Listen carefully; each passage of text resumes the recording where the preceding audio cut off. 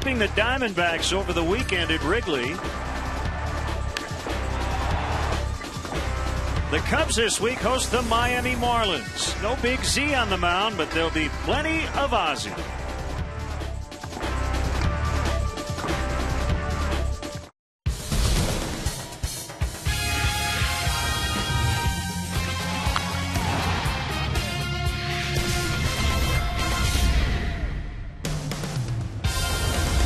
Well, some familiar faces are back in Chicago. Ozzie Guillen and Carlos Zambrano with their new team, the Miami Marlins. Zambrano will not pitch in this series, but good to see him back in the friendly confines. Game one of a three-game set between the Marlins and the red-hot Cubs.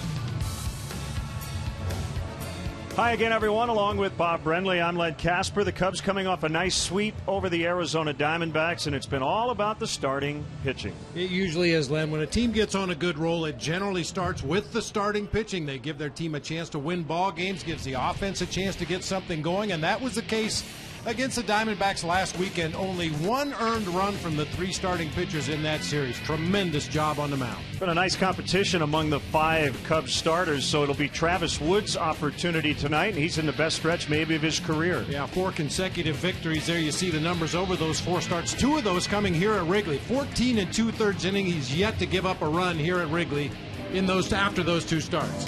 ANIBAL Sanchez, a right-hander, goes for the Marlins. So the lefty Wood looks for his 5th consecutive win. And the Cubs look for number 5 in a row. We'll have Cubs baseball coming up next.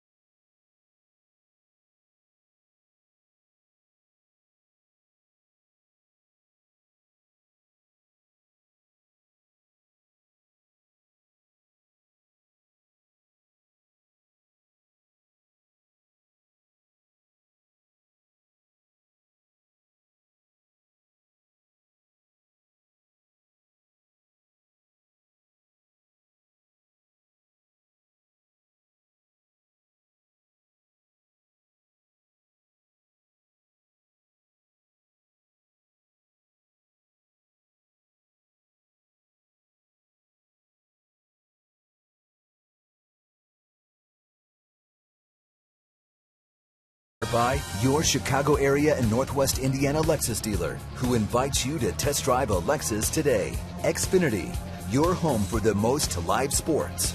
Blue Cross and Blue Shield of Illinois. Through it all. Liberty Mutual Insurance. Responsibility. What's your policy? Toyota.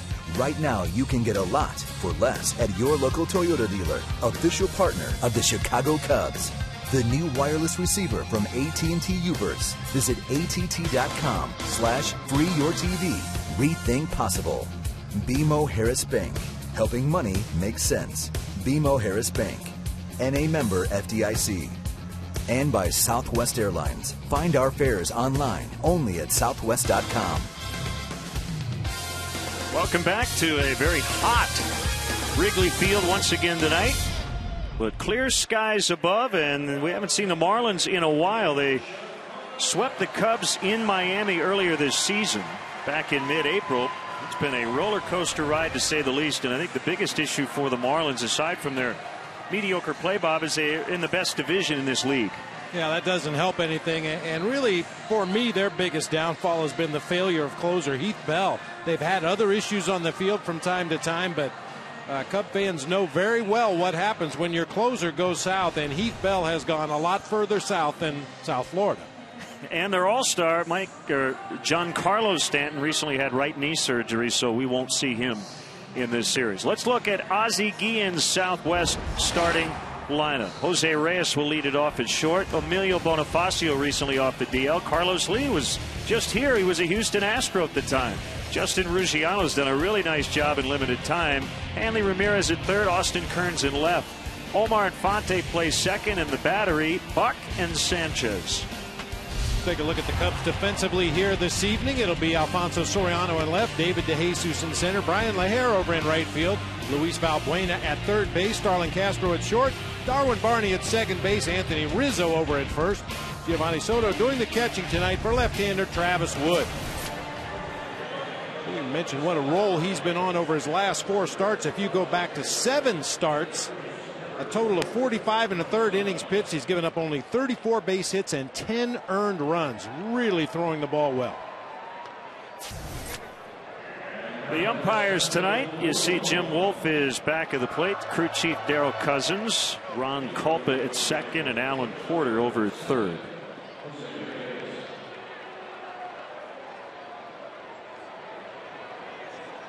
Cubs have lost their last 5 in a row against the Marlins dating back to last year. They were outscored 19-6 in that sweep in South Florida in April. It seems like a long time ago as Jose Reyes offers at the first pitch and fouls back, and we're underway.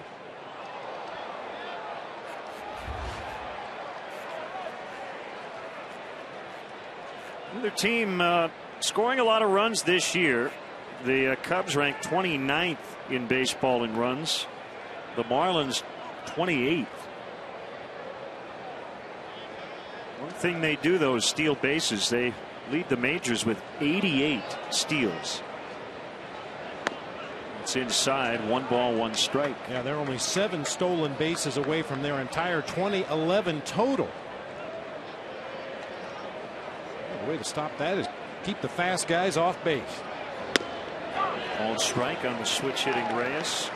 Won the batting title last year. In his final year as a New York Met.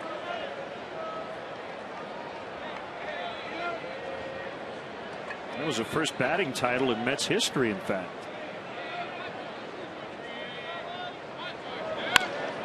On the ground to short.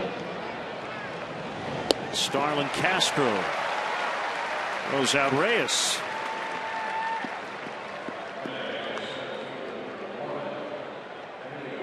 A 10 stolen base lead over the Padres going into play tonight. Not only are they stealing bases, but they're stealing at a high percentage, 80.7% on the season. 88 stolen bases and 109 attempts.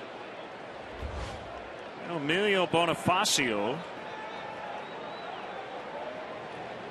missed 46 games with a thumb injury.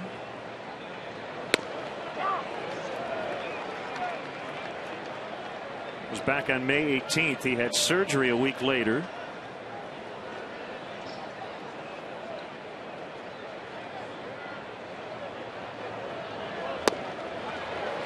And the switch hitter waves at strike 2.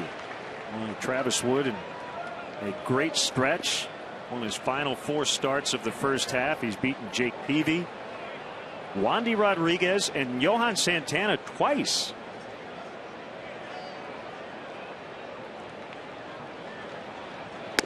Right down the middle, strike 3.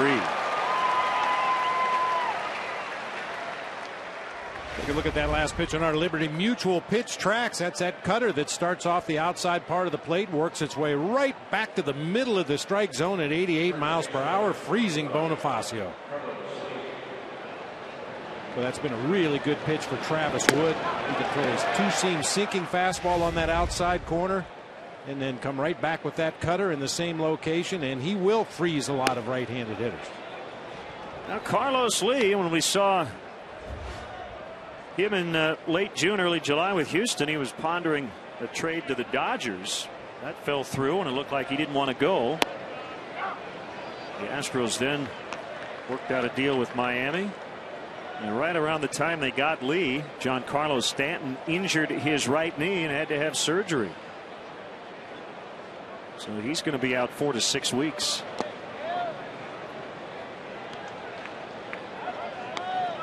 kind of sums up the year they've had. They just can't get into any sort of consistent pattern. They went 8-14 in April, 21-8 in May, then had a dismal 8-18 month of June. They're at 6-6 to start July. I can't figure out what this team is, and I don't know if anybody has. I know that they're disappointed. They thought they were going to be a big time contender, and they're spending a lot of money on their payroll in their first year in the brand new ballpark. He takes a walk. Well, I think I got it figured out why El Caballo didn't want to go to the Dodgers, because they don't come back here to Wrigley Field again this year. Carlos Lee loves hitting in this ballpark. He wanted to go somewhere he could come back to Wrigley at least one more time.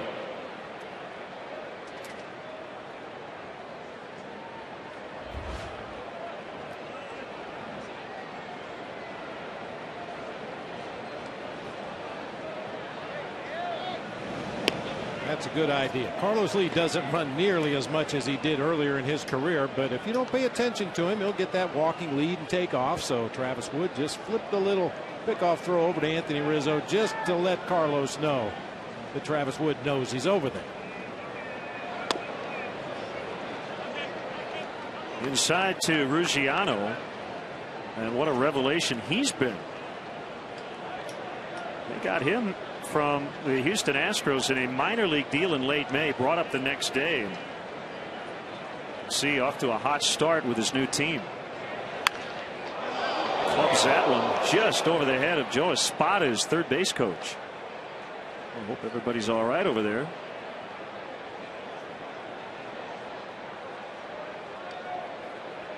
Well, that was a rocket into the bleachers down that third base side. Fortunately, I think it hit an empty seat. Very few of those here tonight, but that line drive found one.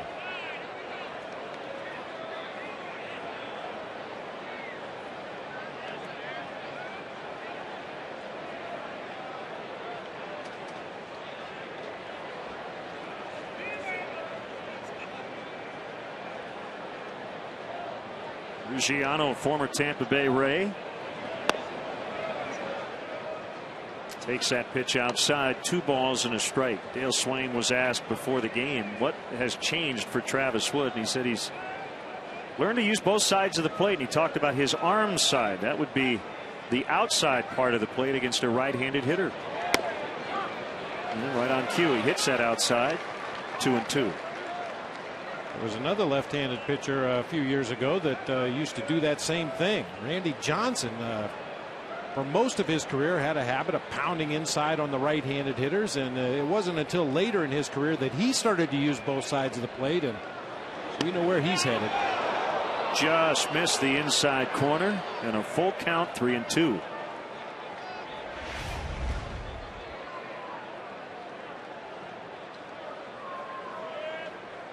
Just a little bit too much late movement on our Liberty Mutual pitch tracks. That one drifting off the inside corner. And Lee takes off with 2 outs, and that one's tapped foul. First time we've seen the Miami Marlins here at Wrigley Field. Changed their name when they moved into their new yard and a new look.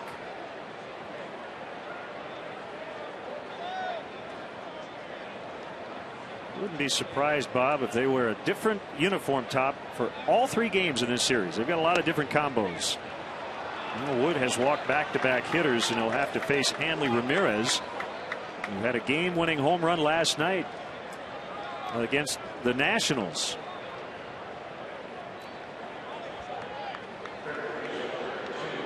He had a game-winning home run in Game 1 of that series against the Cubs in April.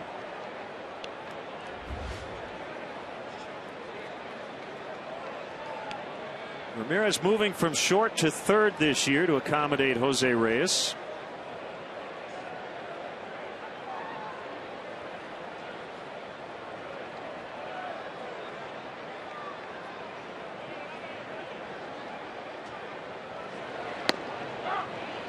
He takes a strike. You mentioned the disappointing season up to this point for the Marlins. They're payroll is double what it was last season. They came in right at $57 million last year, but the addition of Jose Reyes and Heath Bell and others have jacked that payroll up to $118 million this year. And so far, not getting much bang for their buck. Swing and a miss, 0-2.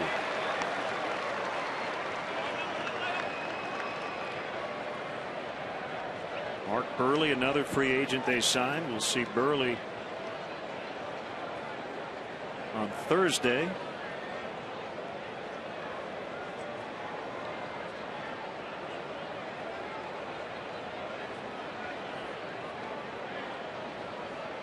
And the 0-2 from Wood is too high.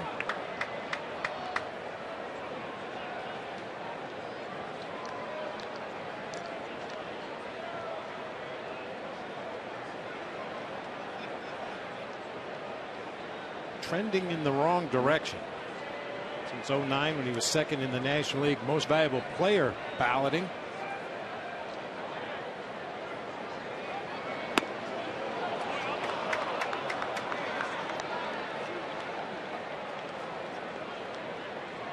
Travis Wood giving himself a little pep talk out there on the mound. Looks like he's just trying to be a little bit too fine after getting 2 quick outs here in the top half of the first. Back-to-back walks and a 2-2 count here to Hanley Ramirez.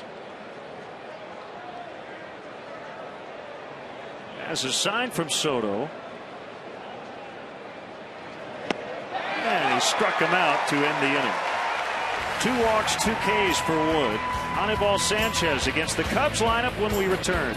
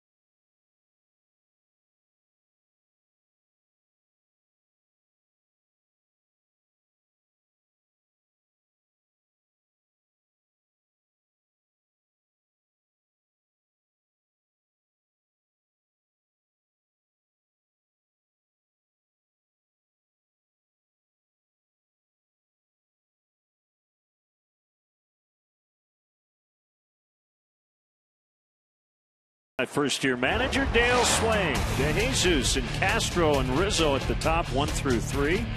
Soriano, LAHAIR, Soto 4 through 6. Barney, Valbuena, and Wood at the bottom. Look at Travis Wood doing a nice job at the plate this year. Quick look at the Marlins defensively. Austin Kearns in left, Emilio Bonifacio in center, Justin Ruggiano in right field. It'll be Hanley Ramirez, Jose Reyes, Omar Infante, and El Caballo. Carlos Lee third to first across the infield. John Buck doing the catching today for the Fish, and he'll be receiving pitches from right-hander Anibal Sanchez. Marlins got him from Boston prior to 2006. From Maracay, Venezuela. Pitched a no-hitter against Arizona in 06. Fastball, slider, changeup, occasional curveball. The changeup is really good. He's been super effective against left-handed hitters this year. There it was right there. That was a big trade. Hanley Ramirez, right-hander Jesus Delgado, right-hander Harvey Garcia, and Sanchez for Josh Beckett, Mike Lowell, and Guillermo Mota. November 24th, 2005. Ground ball back up the middle and a base hit for DeJesus.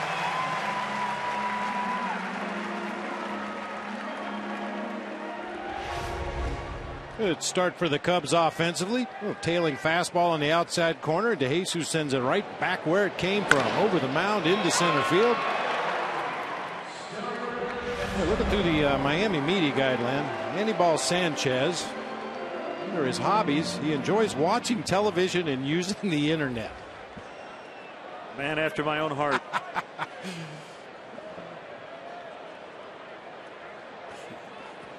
Now the struggling Starlin Castro. Average down to 284. And he takes a fastball low.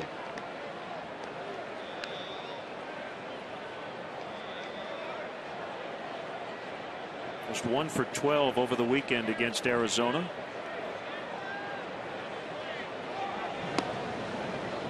Check on DeJesus, who's back in plenty of time. It's not uncommon to see a young player struggle at the major league level. However, it may be uncharted territory for Starlin Castro. I don't know how much he has ever struggled in his professional career. A little closer that time.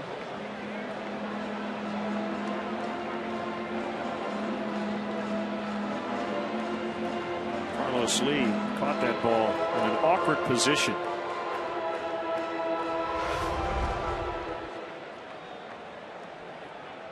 Trying to get the tag down quickly on David DeJesus. Looked like he caught it up near the fingers of that first baseman's mitt. There's a huge pocket in that glove, but if you miscatch the ball, it can sting.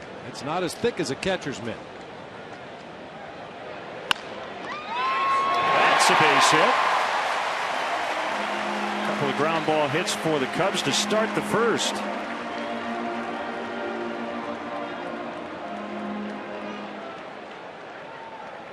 We'll bring up Anthony Rizzo with 2 on and nobody out. Rizzo, South Florida native, facing the team he grew up watching.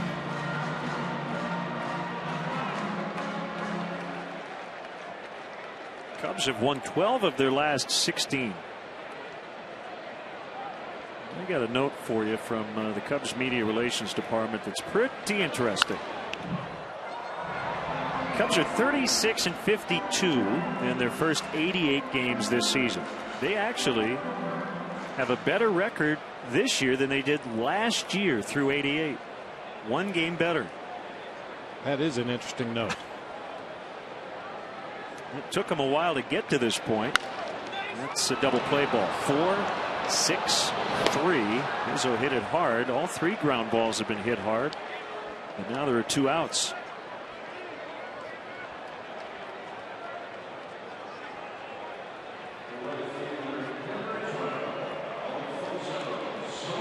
They were on a pace to lose 108 games through June 24th.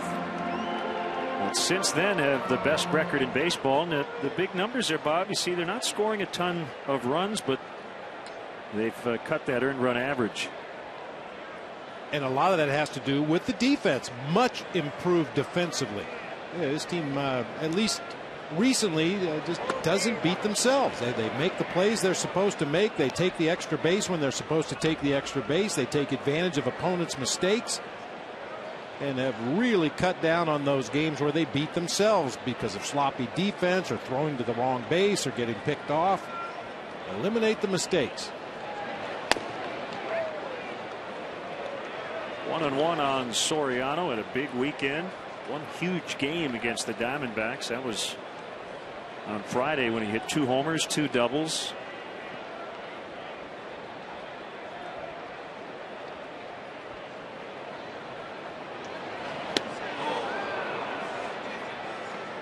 One and 2.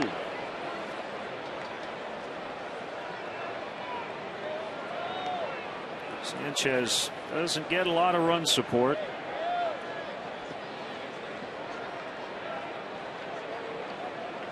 .61 runs per 9 innings from his teammates, lowest in the majors.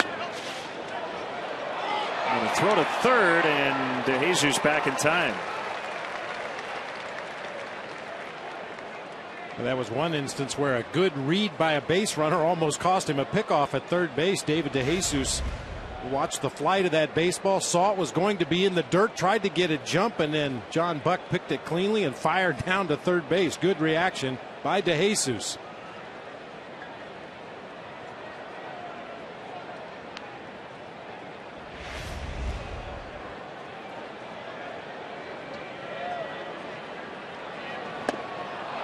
got him on the high fastball, and that'll end the inning. Promising start. The Cubs put the first 2 on, but Sanchez gets out of it.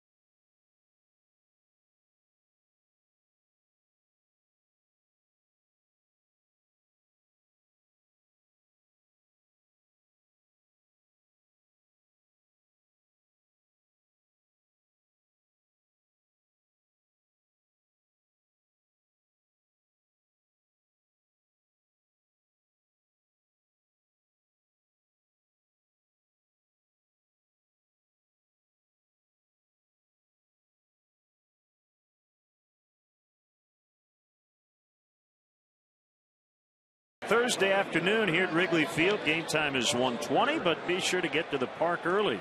The first 10,000 fans will receive Cubs sunglasses, compliments of Pepsi. For more information and to purchase tickets, visit Cubs.com. 94 degrees as we got started tonight, but I want to thank Joe Rios from the Cubs marketing department, and also Kevin from Best Buy on Clark Street. Got a little AC in the booth. Nice. It feels good. Yeah, those Cubs sunglasses on Thursday, they may not keep you cool, but they'll make you look cool. Apparently today, Bob, is the 110th birthday for air conditioning. So happy birthday to one of the greatest inventions in the history of ever. Austin Kearns takes ball 1. He's playing left. Don't recall his first name, but the gentleman's last name was Carey. I do know that. Willis Carrier, we're being told. Yeah. Good call. Or we like to call him Willie. It's a lot cooler to call him Willie. Austin Kearns used to do a lot of damage against the Cubs when he was a member of the Cincinnati Reds. He has 10 career homers here at Wrigley Field. His most at a visiting ballpark. 2-2.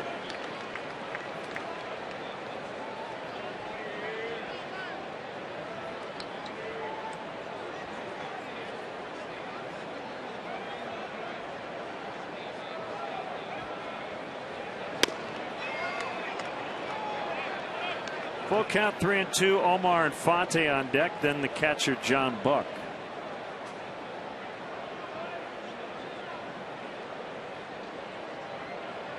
Marlins just split a 4-game series against the first place Nationals. So they played last night, got to Chicago around 2:30 this morning.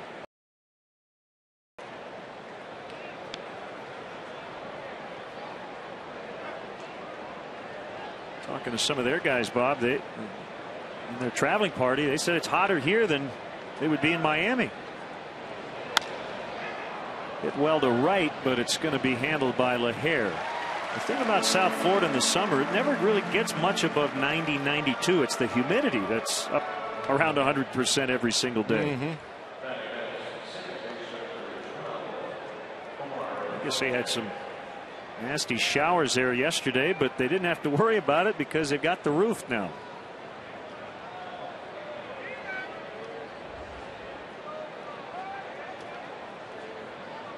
Here's Infante, who has hit .452 lifetime here at Wrigley. And then he looks at a strike. Fastball inside corner. Yeah, one byproduct of that roof in Florida is you don't get to see the Marlins take batting practice in shorts anymore. which they used to do at the multi-named stadium that they played in before. Guys would come out in T-shirts and their shorty socks and their cleats and gym shorts to take batting practice. That's how hot it would get in the afternoons.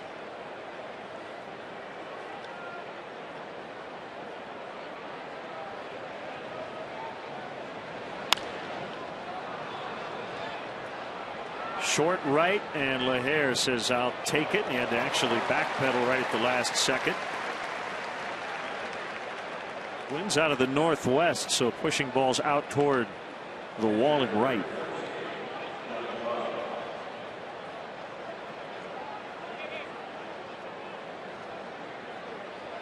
And needless to say, the ball was really jumping in batting practice, as you might expect with the wind blowing out and the warm temperatures here at Wrigley. Good day to keep the ball down.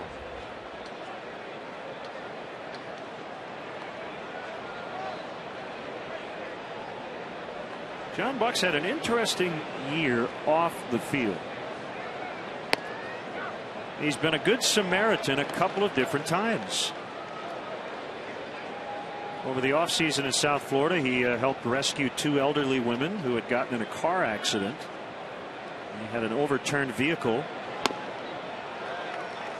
And talking to him today, he said went back home to Utah during the All-Star break, and he was driving around the roads in the mountains and found a car on the side of the road. There was a dog actually in the road barking, and found that a guy who had an insulin attack, so he was able to help that man.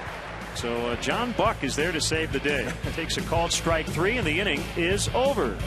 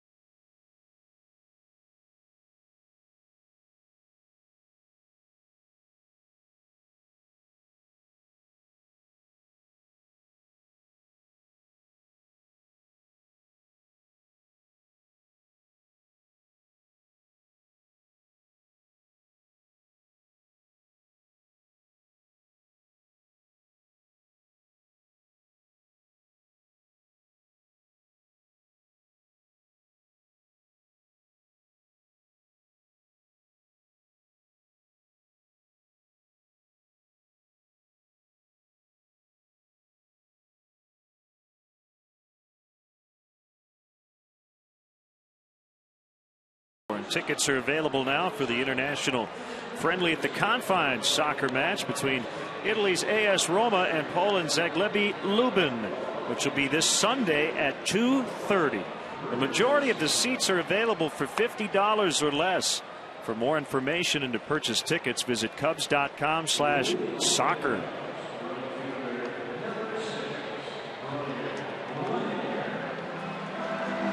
Bottom of the second, 0-0. All-star Brian LAHAIR will start it. Soto and Barney to follow.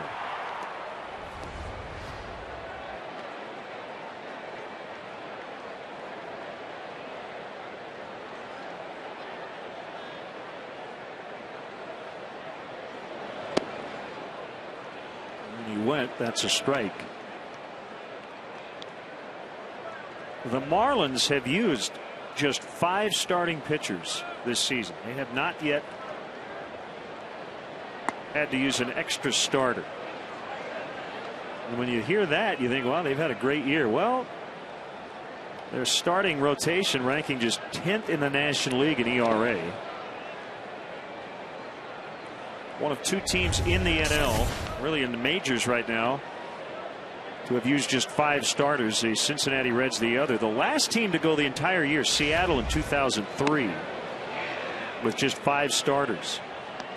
Freddie Garcia, Jamie Moyer, Ryan Franklin, Gil Mesh, and Joel Pinheiro made up that group. The Marlins will not match that, however. Called strike 3. They've got a doubleheader coming up on August 4th, so they will need an extra starter for that game.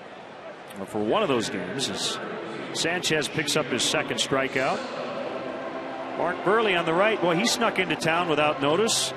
Everybody wanted to talk to Ozzie and Big Z, and Mark Burley just kind of walked in quietly. That's exactly the way Mark wants it. He'll let all the attention go to somebody else. He'll just quietly go about his business like he's always done.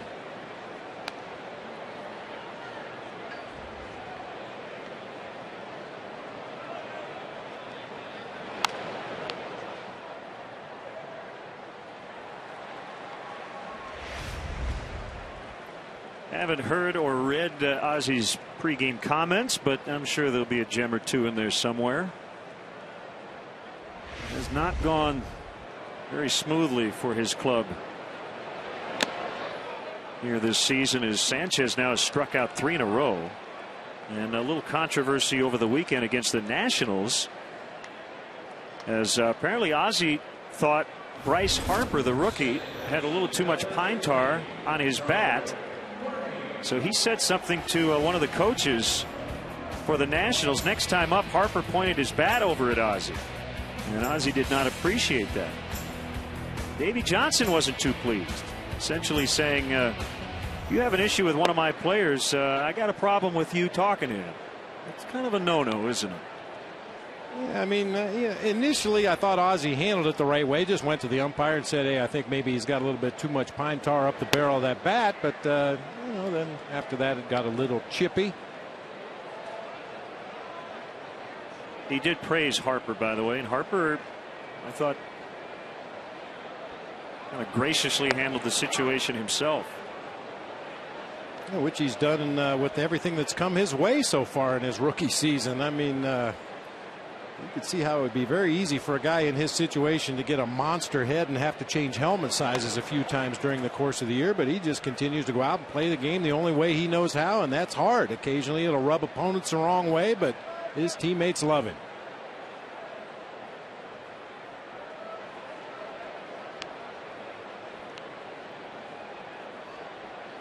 Three and one on Barney.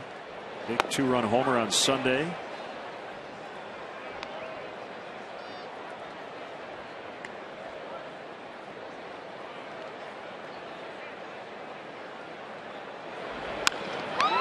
Drives that ball out into deep left center, but it'll be run down by Kearns.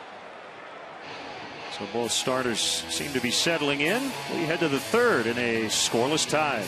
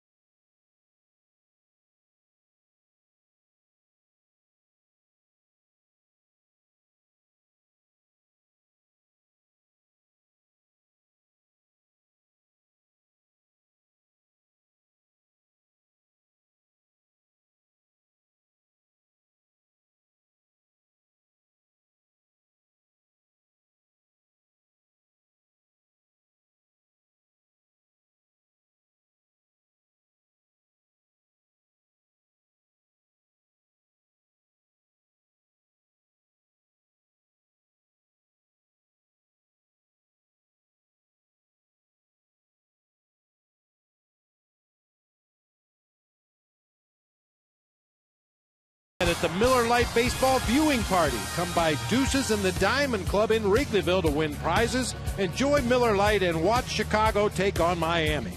Be there Thursday afternoon at 1:20 at Deuces and the Diamond Club, 3505 North Clark in Wrigleyville.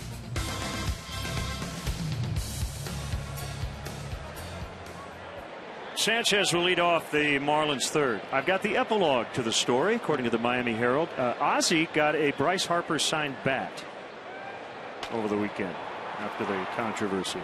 I guess somebody with the Nationals thought the whole thing was rather funny, so they got Harper to sign a bat to my hero Ozzie, I love you, and they added, as it was put in the story by Clark Spencer, a generous amount of pine tar. I like it. That's how you diffuse controversy. You laugh.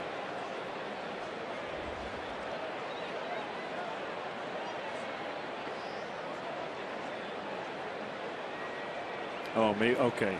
Apparently somebody else wrote, to my hero Ozzie, I love you. That would have been Bryce Harper. Called strike 3.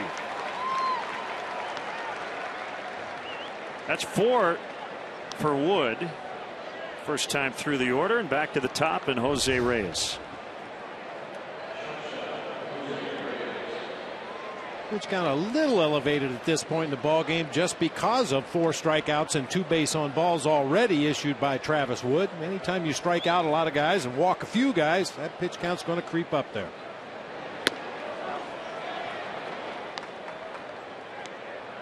A couple of Cubs relievers had not been getting much action. So Jairo Asensio and Rafael Dolis threw sim games about 4 hours ago just to face some hitters because it's been so long. That's a good problem to have, I guess. The guy had worked since July 3rd in Atlanta. Soft liner handled by Barney. That's the thing, and I know you can relate going back to your managerial days. Even when you're playing well, there are things you think about as a manager. I'm not getting this guy enough work. We're overusing our top relievers.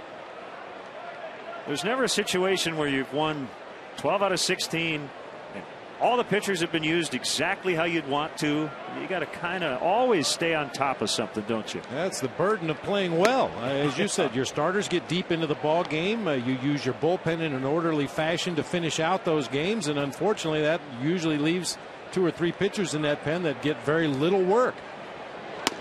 Now, you don't hope for a blowout game early so you can get them in there and get work. Yeah, you schedule a sim game. You get them out there pitching to their own teammates. Just try to throw strikes with some movement. Get some arm strength back in those relief pitchers just in case you need them. Cubs hope Bonifacio's a little rusty after missing 8 weeks with the thumb injury. He was activated Friday. He was a huge force in that series against the Cubs in Miami. 5 hits, 4 steals, 3 runs. You want to keep him off the bags. And they do for the second straight time. He takes a call third. Wood cruising along through 3. 0-0.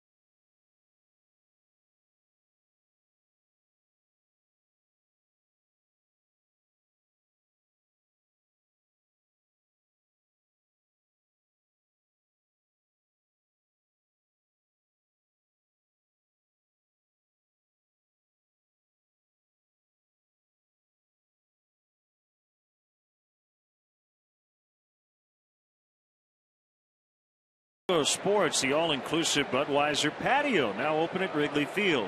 For more info and to purchase tickets for the 2012 Cubs season, call 773-404-4200 or visit Cubs.com/premier.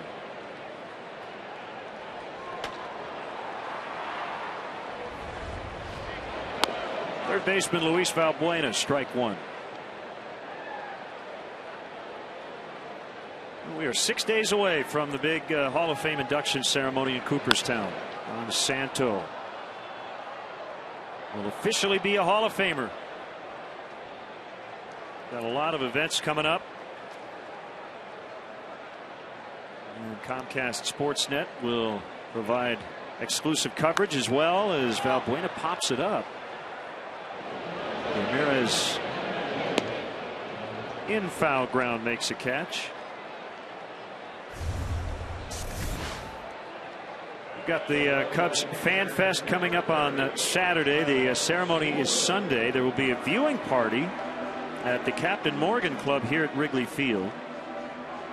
And it will start at 11 a.m. Central Time. And then Ron Santo Day on July 27th. That'll be the Cubs' first home game after his induction. There will be an on-field ceremony involving members of the Santo family. First 10,000 fans will get a commemorative Ron Santo Hall of Fame plaque, courtesy of PNC Bank. And you can purchase tickets for that July 27th game at Cubs.com. You can call 1-800-THE-CUBS or visit the Wrigley box office.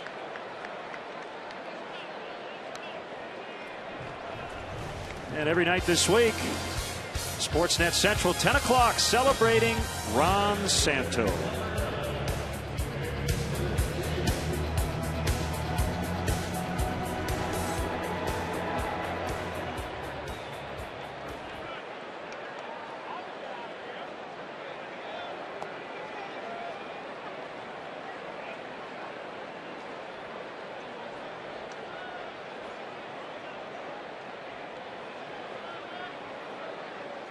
Jesus started the Cubs first with a base hit, and he comes up with a 2-out base hit here in the third. Big turn. He's going to try for a double. Throw there. Not in time. Put pressure on the defense. Picked a good time to go.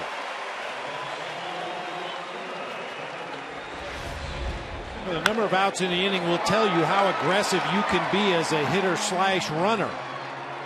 Bonifacio moving to his left as a right-handed thrower. He was going to have to stop his momentum, turn back and throw to second base. And with 2 outs in the inning, David DeJesus wants to get into scoring position if at all possible. Throw gets away in the middle of the infield, and DeJesus in with a 2-out double.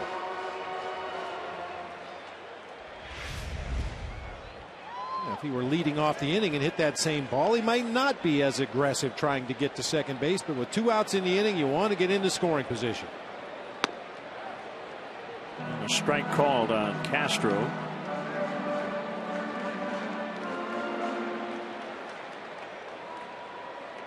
Also should mention Barry Larkin will be inducted on Sunday. On Saturday, the Ford C. Frick Award for broadcasters goes to our good friend Tim McCarver. The J.G. Taylor Spink Award for writers, Bob Elliott. I've known Bob Elliott since my brief foray into the American League up in Toronto. One of the real good guys in the game of baseball. Congratulations to him and to Timmy Mack.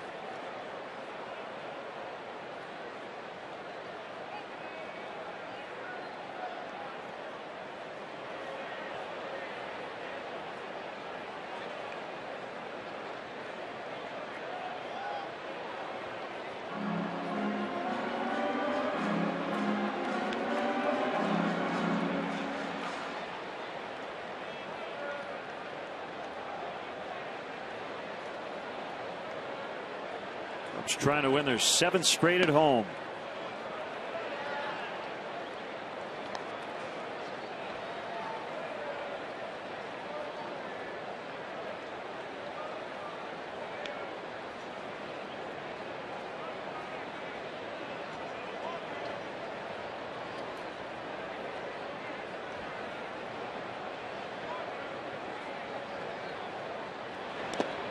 The dirt. Buck's going to throw. Pretty good throw, but DeJesus able to read it and get back in plenty of time. Very similar to the same play that we had back at third base when David reached to lead off the bottom of the first inning. He read the pitch in the dirt, took a couple of extra steps toward third base. Buck made a great play once again, picking the ball out of the dirt cleanly, and tries to pick David off at second base this time. Really, it's just a case of two guys doing exactly what they're supposed to do. As the runner, you read that pitch in the dirt, you take a couple of extra steps. If it gets away from the catcher, it's probably safe to advance. Way high, 3-2. Rizzo on deck.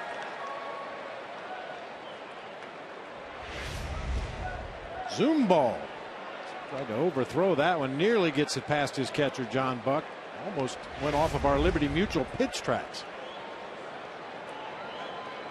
Now the question is, does Castro get a good pitch to hit? Rizzo on deck, first base open. It was up and he fouled back. Looked like a hanging slider, just never really took the break, spun up there in the middle of the plate.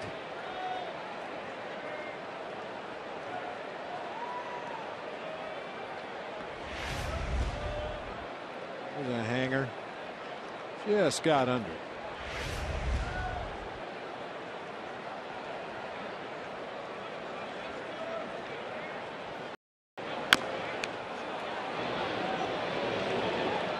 You talk about the idea of protection in a lineup. This would be one of those cases where if you argued for protection, you would say Starlin Castro should get a good pitch to hit. And a lot of people would think this is a spot where you'd get a good fastball to hit because Sanchez doesn't want to have to face Rizzo. Talking to people around the game, especially now with video, I think most teams feel like they can get just about anybody out. I think you're absolutely right. They know the weaknesses and strengths of every hitter. So while you do know who's on deck, I think it's really changed Sanchez's approach here against Castro. And pitchers don't always throw the ball where they want to. He may be attempting to throw a fastball down the middle of the plate and try to get Starlin Castro to put it in play so he doesn't have to face Anthony Rizzo in this situation, but pitchers make mistakes all the time.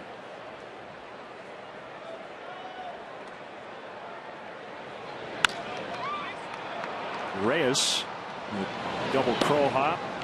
And the inning is over. 2-out double to DeJesus, but no runs. No runs for either team through 3.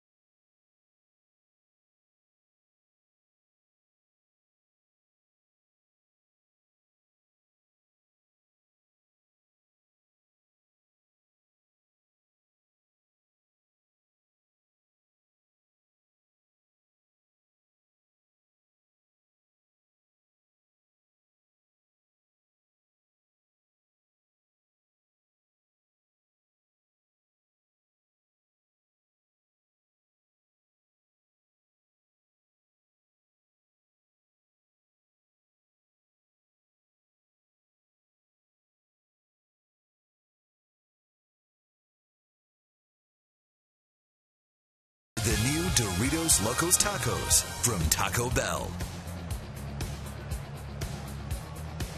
Great work by the Menards grounds crew, smoothing out that infield dirt for the 4th inning.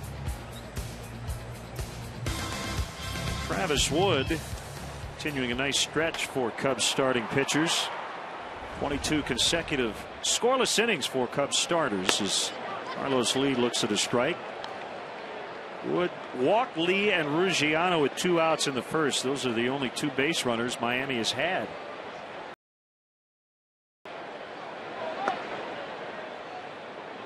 Missed a spot, but that's the backdoor cutter that Travis Wood has utilized very well this season to righties.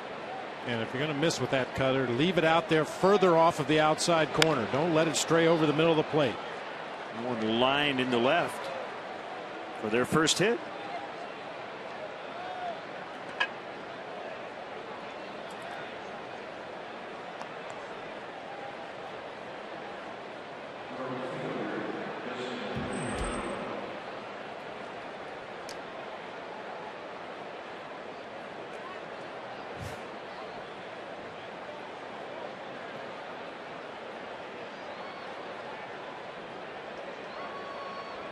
Big hole on the right side.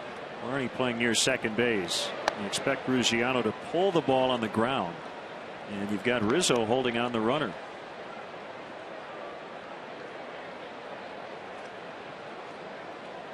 And based on what we saw in his first at bat, we haven't seen much of Ruggiano, but it looks like he wants to pull the ball hard to that left side of the field. Up in the air to right. LAHAIR coming over. Is he going to have room? Yes. And he makes the catch, backpedaling on the warning track. Lee with a good base running maneuver as he saw LAHAIR backing up, so he tagged and is now at second.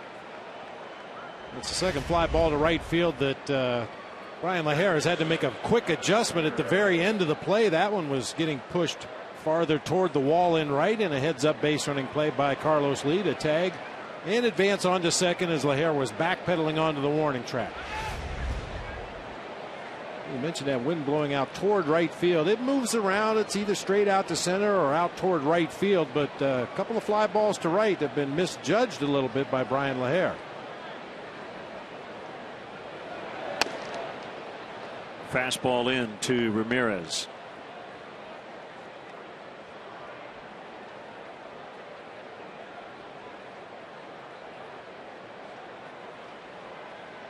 He won the National League batting crown in 2009. Been an All-Star 3 times. 2-0.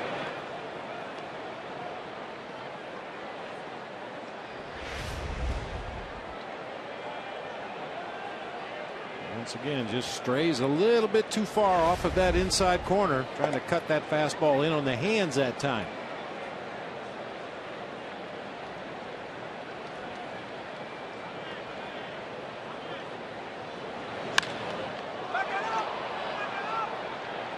Jesus behind the ball as Lee won't be able to tag. 2 down.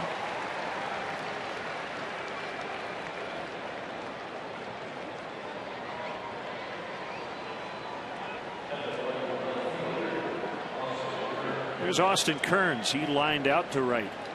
His first at bat. The Red Sox beat the White Sox 5-1 last night. Start that big series in Boston. Kevin Youkilis 3 for 4 with 2 doubles his first game back against his old team. Well, tonight he's hit a 3-run homer, and the White Sox lead 6-2 in the bottom of the 5th. The issue for the Sox last night was beside the 3 hits by Youkilis, they only had 2 other hits in the game, both by A.J. Pierzynski.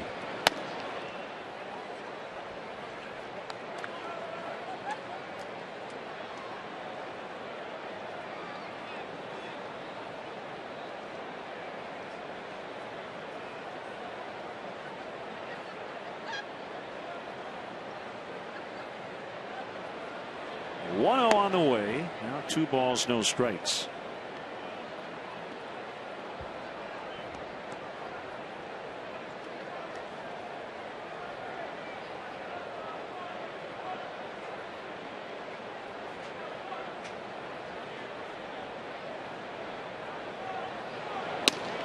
There's a strike. A couple of pitchers coming off the DL tonight, including CC Sabathia for the Yankees. Was out with a left groin strain, and 6 shutout innings so far against the Blue Jays. 3-0 Yanks in the 6th. Andrew Jones with a 3-run homer in the 2nd. Ground ball, base hit. And Lee will score. And it's 1-0 Miami.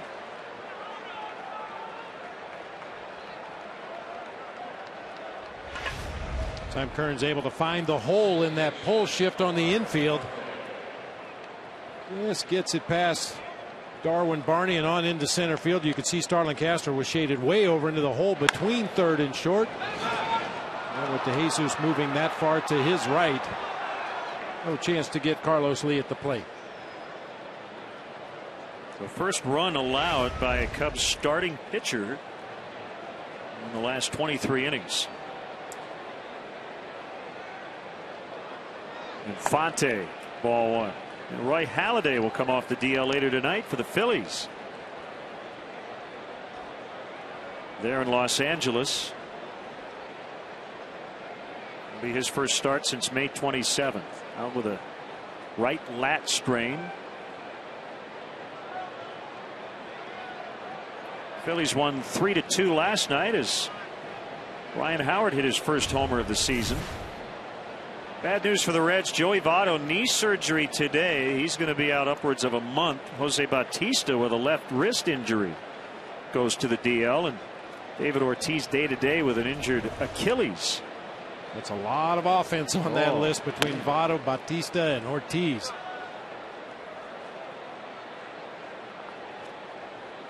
Wood now getting behind in the count rather consistently. 2-0 on Infante.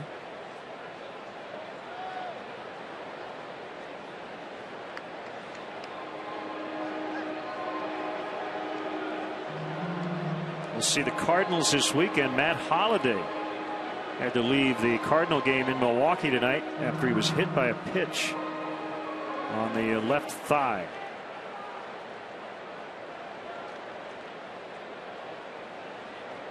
They're 1-1 in the 3rd.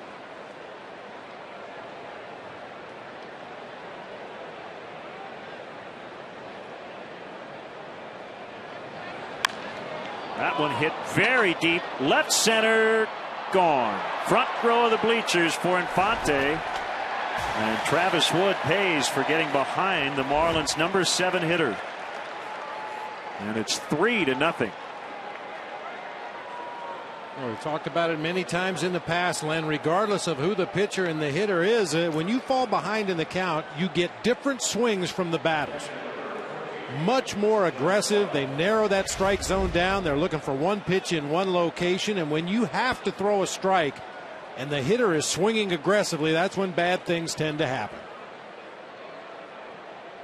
Line drive into the front row of the bleachers out in left center field. It's the kind of pitch Omar Infante would literally order off a menu. Out over the plate, up a little bit. Yeah, if he was ever involved in a home run derby, he would tell his batting practice pitcher, I want it right here. 0-2 on Buck. And as you said, that's what happens when you get behind in the count. You are forced to throw hittable pitches.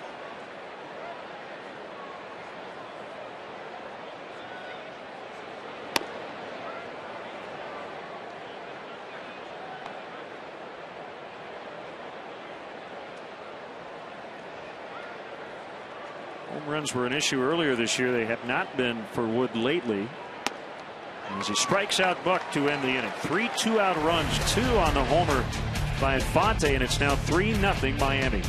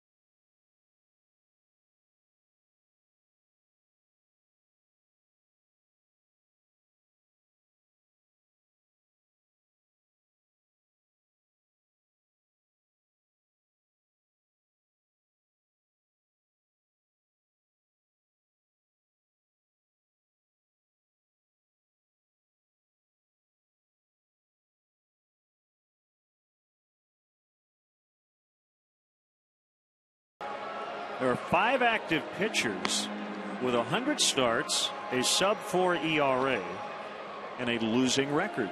Can you name them? Well, I got 2 of them.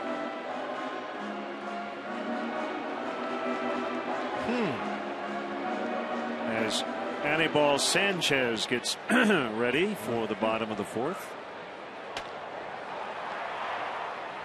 I have 1 of them. Boy, Matt Garza pitched a good game on Sunday, didn't he? Yes, he did. I have 2 of them. Don't stop now. I would have some guesses, but Ben Sheets with a good Atlanta Braves debut on Sunday as well.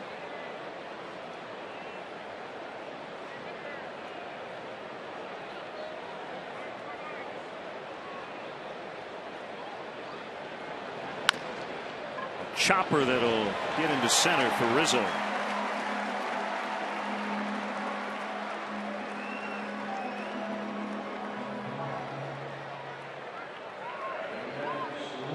I can tell you this.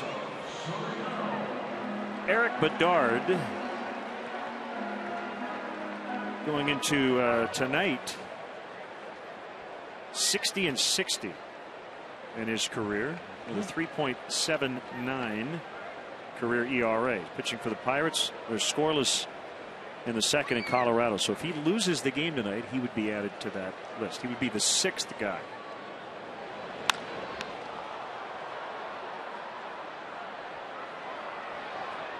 Just out of play down the right field line. I'll tell you, this Marlins team, we were down in Florida earlier this season in the new ballpark. I don't know if there's anything as flashy as John Buck's catcher's mask. Look at that.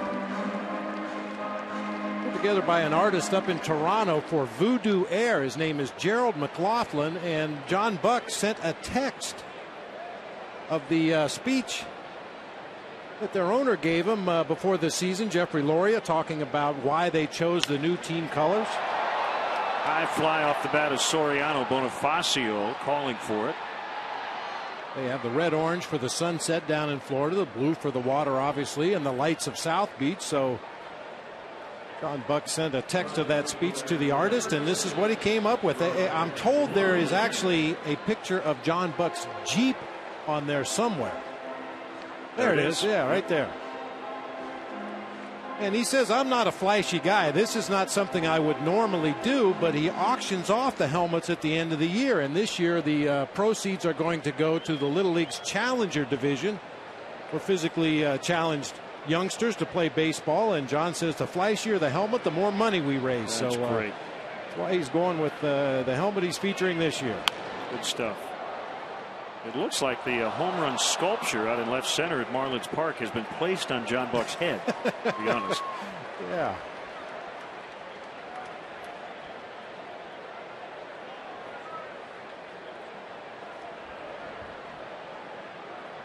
Well, One strike on LAHAIR. You see it in hockey all the time. You know, the goalies personalize their masks, either something that means something to the goalie himself or their city or organization. I like it. Yeah, see, that's what we had. Brain buckets.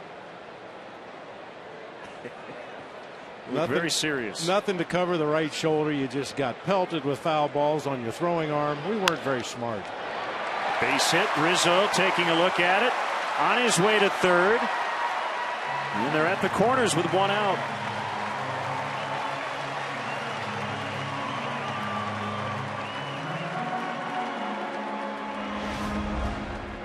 Once again, the direction of the outfielder fielding the ball will determine whether you can take that extra base. And with Bonifacio moving to his left, being a right-handed thrower, Rizzo thought it was safe to turn the corner at second and advance on to third. He was able to do so easily.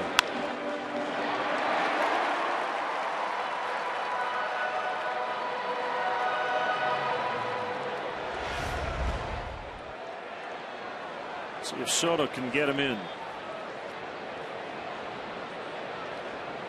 He's in with a 5-game hitting streak, struck out in his first plate appearance. And we want to send out happy 85th birthday wishes to Carmela Farinella, watching tonight in Elmwood Park. It's from your son Tom, the fine umpire room attendant here at Wrigley Field.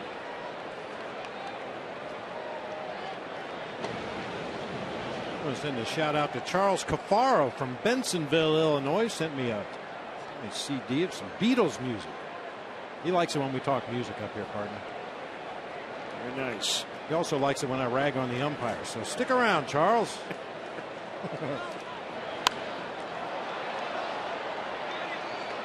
Happy belated birthday wishes go out to big Cub fan Vito Birdie in Westchester, Illinois.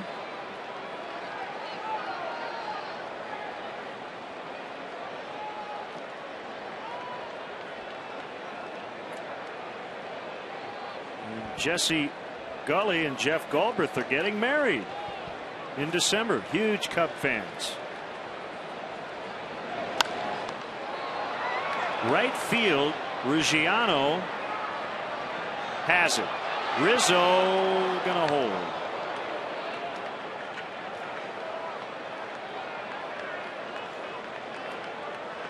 Just not deep enough. No, not deep enough. Ruggiano had his momentum coming toward his target.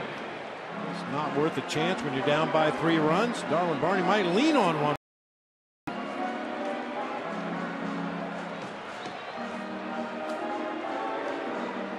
We're going to give this one a double whammy. Ron Weidhuner. His birthday is tomorrow. He turns 70 tomorrow. But we're going to announce it today so that all his friends and family can make sure to get something nice for Ron. Okay. Been a Cubs fan for 56 years. And sorry about the first 14. Finally saw the light. Yeah. Fastball at 95. Good heat from Sanchez. Average 4-seamer right around 92.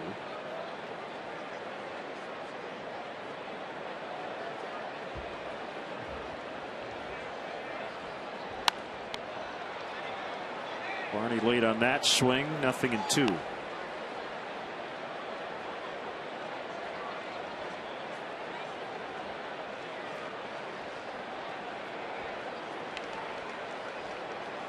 Big crowd here tonight, kicking off a 3-game set.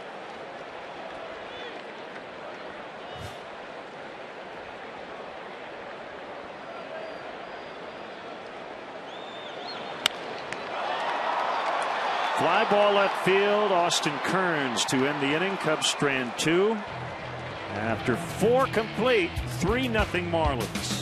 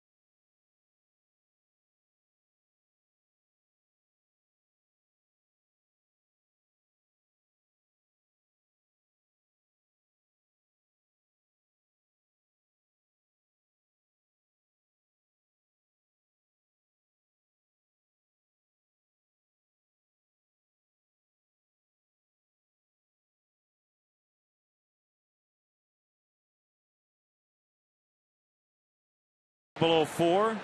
and a sub 500 record.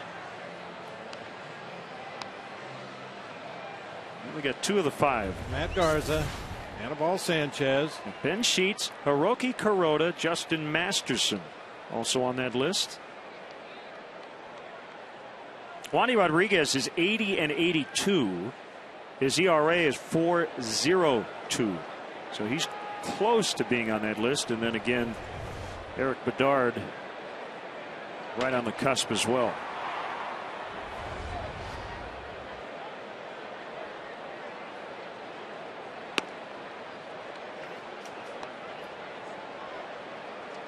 Sanchez leading 3-0, trying to even up his career mark at 2-2 against the Cubs. He's had 2 pretty good starts and 2 horrible starts in his career against the Cubs.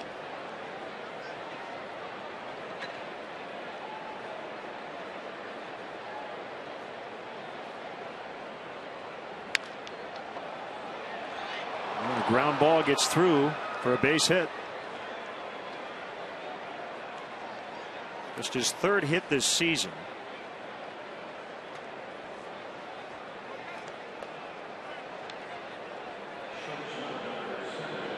If the Cubs can make Sanchez run around on the bases for a little while, it may work to their advantage on a night like this. Still steamy hot here at Wrigley Field.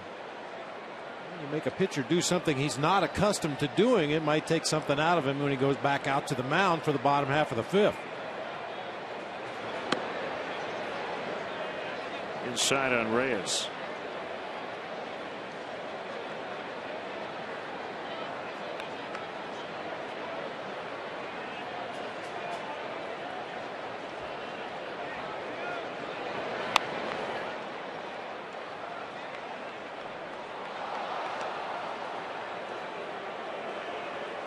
Well, good to see Carlos Zambrano back here at Wrigley Field.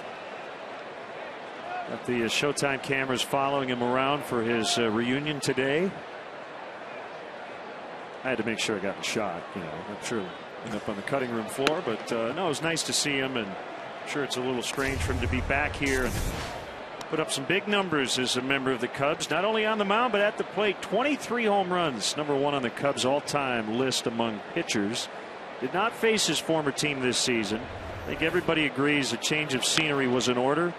The Marlins are really happy with not only what he's done on the mound, and he's had just an okay year. He won last night, but is 5-7 with a 4.22. But said he's been a really good guy in their clubhouse, and this is not something Ozzie wants to see. Jose Reyes appeared to injure himself on that swing.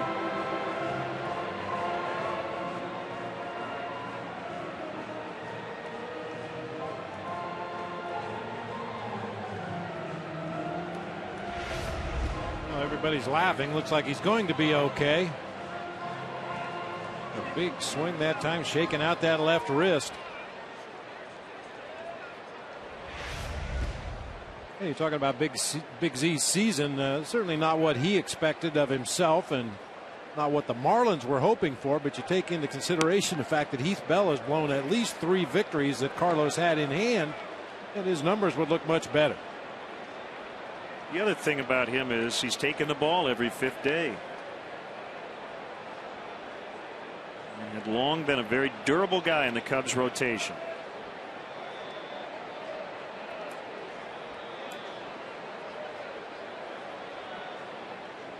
A 3-2 pitch, and Reyes just able to stay alive. Does this sound familiar, however, talking about Carlos Zambrano? Ozzie Guillen wants him to cut down on his batting practice swings. Yeah, quit trying to hit home runs. He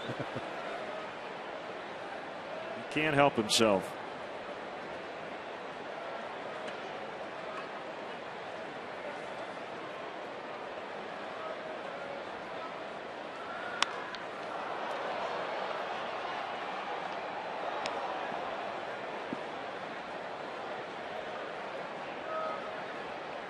I don't think Carlos necessarily felt like the grass was greener on the other side. I think he wanted to remain with the Cubs. But it was all smiles when he walked across the diamond to say hi to a lot of former teammates and friends. Off the glove of Valbuena, and that should be a hit for Reyes. So 2 on, nobody out.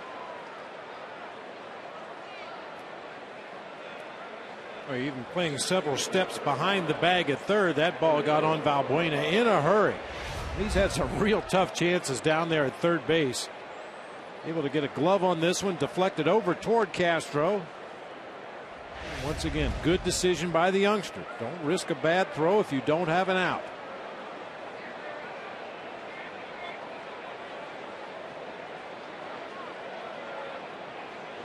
Bonifacio bunts.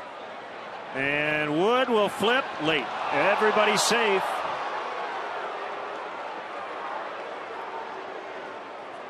Really the only play Wood had. It was a really good bunt by Bonifacio. Yeah, 6 bunt base hits on the season for Bonifacio. Put that one in a real good spot right there. Wood the only one to make a play, and he appeared to have trouble getting the ball out of his glove before shoveling on to Valbuena. Just a little too late. That's a hit. 3 in a row to start the inning. Trouble here. Carlos Lee.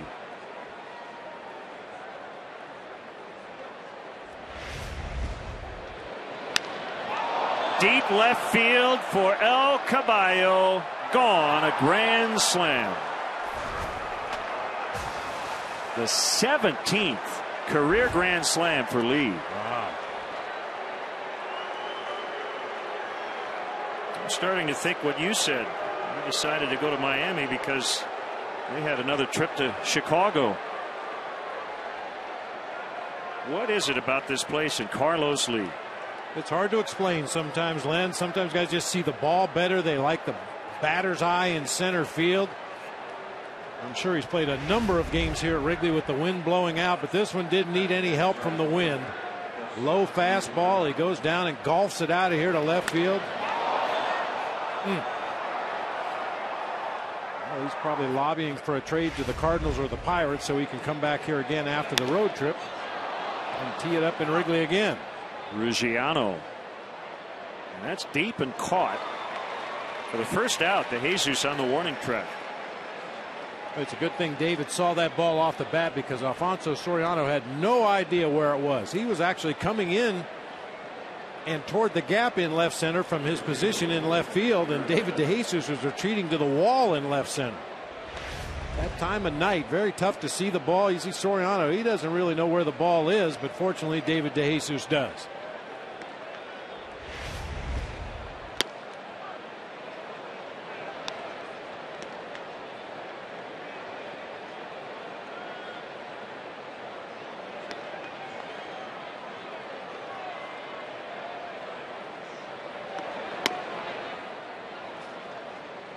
Like Rafael Dolis, as we mentioned, hasn't pitched in 2 weeks in a big league game. Sim game earlier today and getting ready for a possible performance here tonight.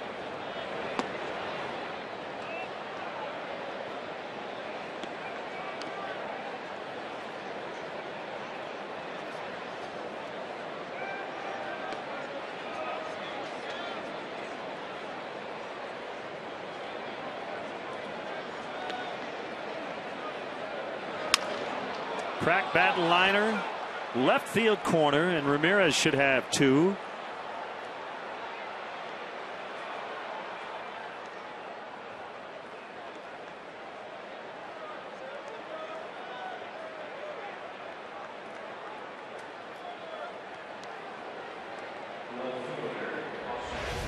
BMO Harris pitch tracks, fastball out over the plate and down. Actually a changeup out over the plate and down, and Ramirez is able to extend his swing, get the barrel on it, and hook it down into that left field corner just over a leaping Luis Valbuena. Let's see somebody stall for a little bit of time here. Chris Bosio on the phone to the Cubs bullpen to see if the reliever is ready yet. Down the middle to Kearns.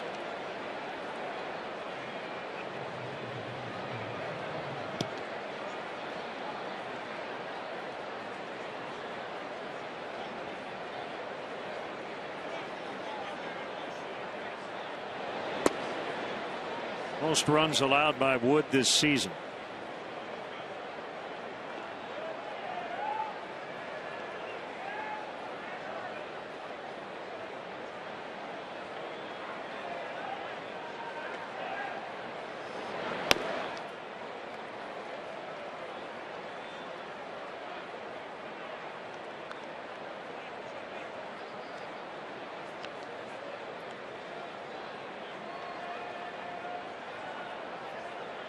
1 ball, 2 strikes.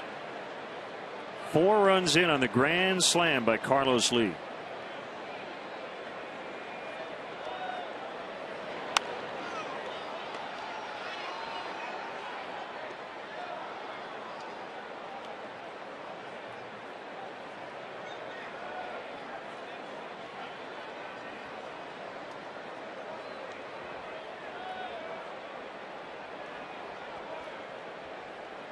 Big crowd, but pretty quiet at the moment.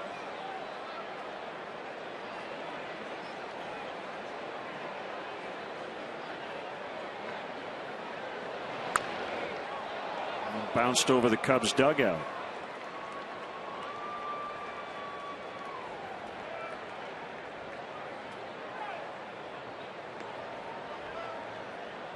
Seems like a long time ago now, Len, but there was a time Austin Kearns and Adam Dunn were both outfielders in the Reds organization. Adam Dunn was Rookie of the Year in 2001. Austin Kearns was 3rd in the Rookie of the Year balloting in 2002. And a lot of people back then thought Kearns was going to be the better player, more rounded, could do a lot more things, but Adam Dunn does the things that he does with consistency and has done so for a long time. Kearns has had himself a nice career, but I just think he's one of those guys that never quite reached the potential that people thought he was going to early in his career.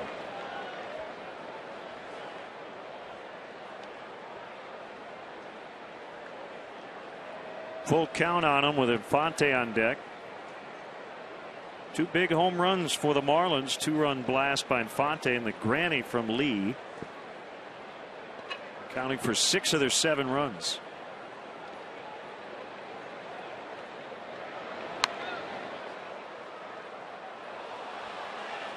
The one thing that has been consistent for Austin Kearns since that rookie year of 2002 is the fact that he doesn't cut down his swing with 2 strikes. He's still trying to do some serious damage.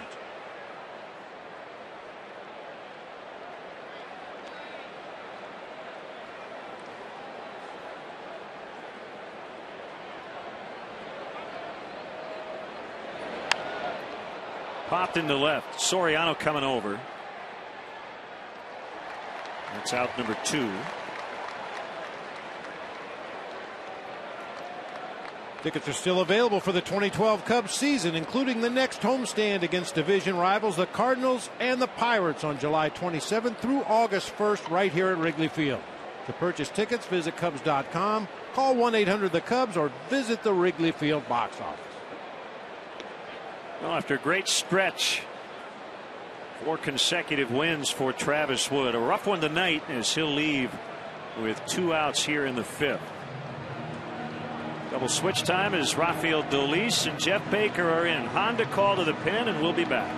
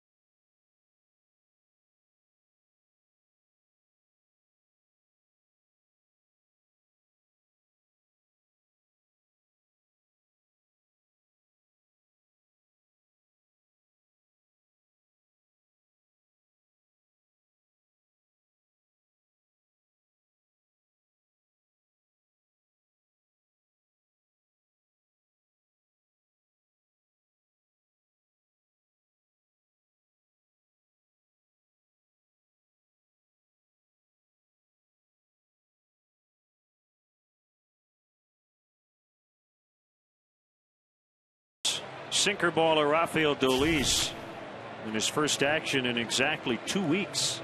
Although he Faced batters earlier this afternoon, as we mentioned.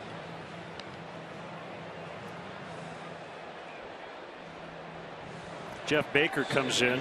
He'll be put in the 9th spot. So Darwin Barney done for the evening. Well, for Rafael Dolis, his issue has always been his ability to consistently throw strikes. See if Giovanni Soto just sets up right down the middle of the plate. I think that's what you need to do with Dolis. He's not a guy that can nibble away at the corners. Just throw it down the middle of the plate and let the movement do what it does. Sink it right down the heart of the plate at 95.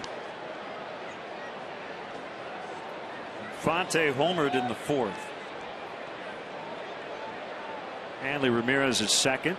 2 outs. 7-0 Miami. Inside 96 that time. 1-1.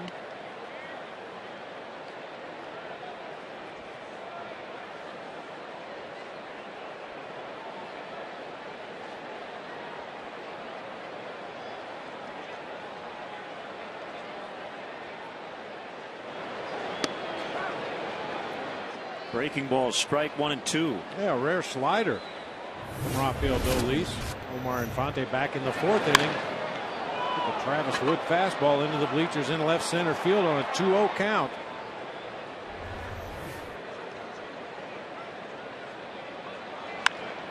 Base hit center field. Ramirez around third. The throw by DeJesus will be cut off at the mound by Rizzo. 8-0. Third RBI of the night for Infante. So that run charged to Wood as he ties his career high, allowing 8 runs. Tries to come back with another slider, hangs this one, promptly banged into center field for a base hit. The DeJesus' throw was headed toward home plate, but they had no chance to get that running.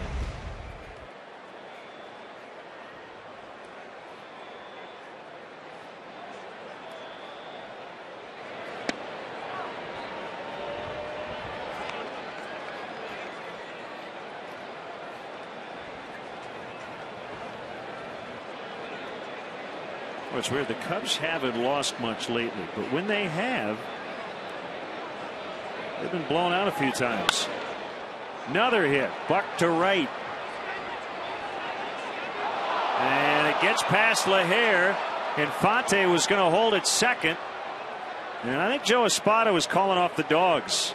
Even in the 5th inning, it looked like he, Infante would have been easily able to make it to third, but he put on the stop sign. I think Miami could have easily scored a run. Yeah, I think you're right, Lennon. I think you're right about the third base coach, Joe Espada. I think he was just calling off the dogs right there. Let's just go 90 feet at a time unless the ball's hit into a gap. There's a little bit of a lack of concentration there by LAHAIR.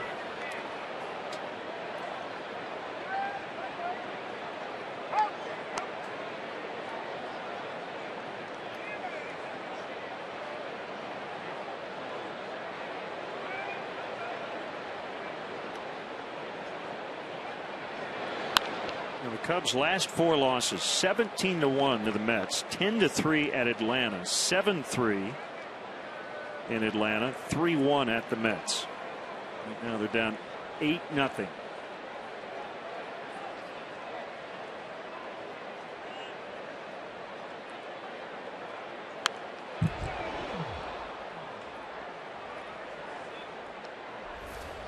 Our AT&T multi-view, 2 more in scoring position.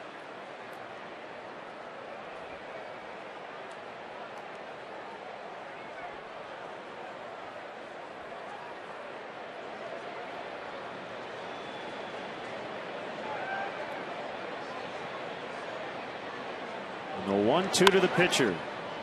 Another foul. Sanchez started this inning with a base hit.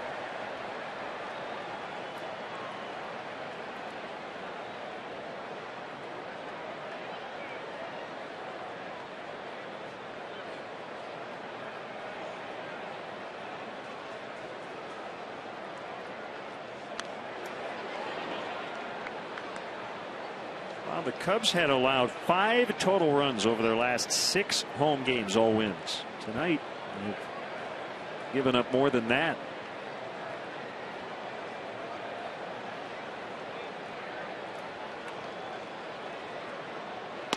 Swing and a miss to end the inning. But a damaging one to say the least. They get 5 runs. It's now 8-zip.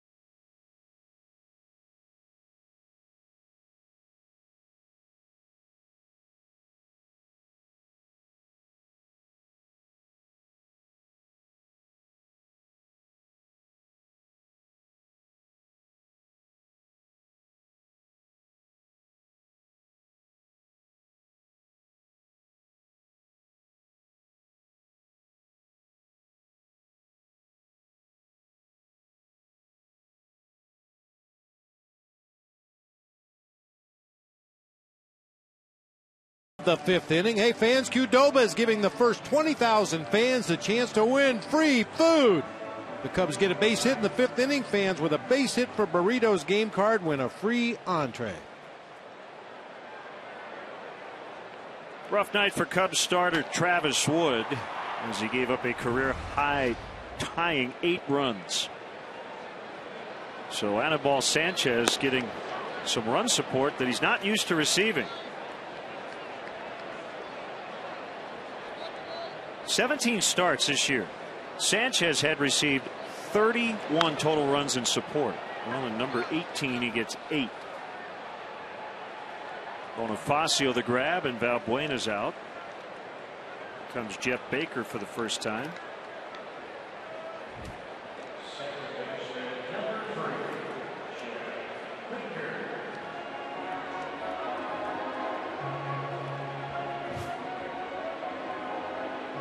It's amazing how many times, Len, a pitcher trying to be too careful puts himself in precarious positions. You fall behind in those counts. Hitters take much more aggressive swings. And then they get a couple of hard hit balls, so you start to nibble a little bit more. You find yourself in another hitter's count. That's deep out in the left center for Jeff Baker. Gone. A line drive home run to put the Cubs on the board.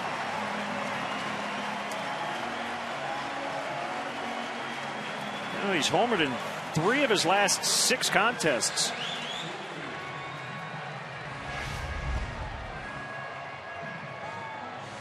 Jeff Baker, his first home run against a right-handed pitcher this year. His 3 previous bombs had come against lefties. He plays mostly against left-handed pitching, but takes a righty deep here tonight. Well, it's 8-1.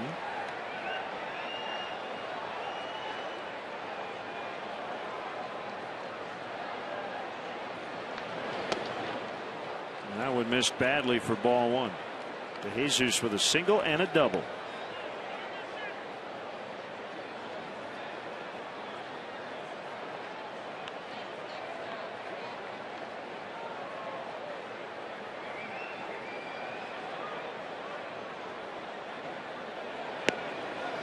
Swing and a miss on a good changeup.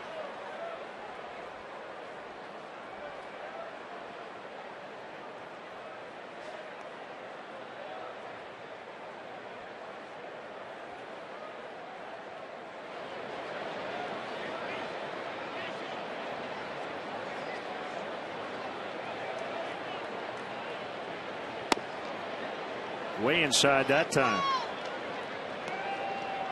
Mentioned a no-hitter for Sanchez back in 06. September 6th of that year. He was 22 years old, and the rookie no-hit the Arizona Diamondbacks. 14th major league appearance and just his 13th start.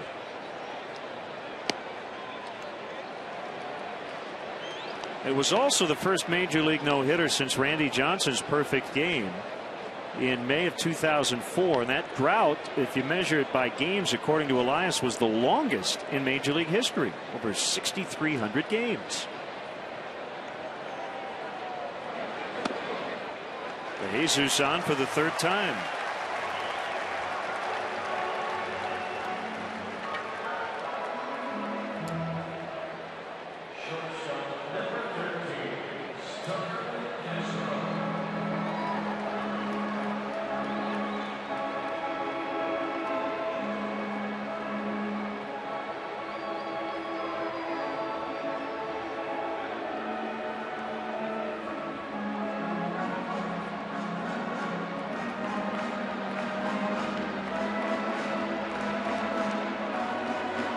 Castro needs to tie his shoe.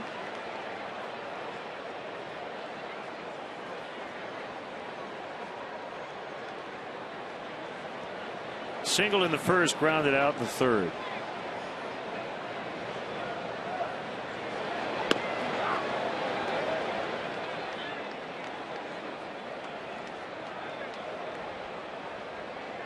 Three big ones in the ninth for the Mets. They were trailing the Nationals 2-0 going into that inning. But Jordani Valdespin with a 3-run homer. There's a fly to center, and Bonifacio makes a catch over the shoulder, sending Jesus back to third. Hey, we saw Valdespin put on a power display in New York. So his homer was off Tyler Clippard in the ninth. So they're now in the bottom of the ninth, 3-2 Mets. And the Nationals are threatening. They have runners at first and third with only one out.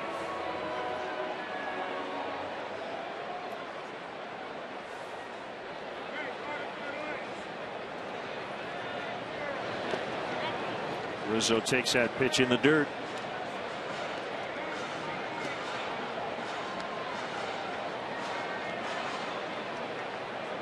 Reds are shutting out the Diamondbacks 4-3 as they go to the bottom of the seventh. Arizona a winner last night 5-3. In the air to left. And caught. Todd Frazier in the lineup for the Reds. Joey Votto out for about a month after knee surgery. Cubs get one but trail 8-1.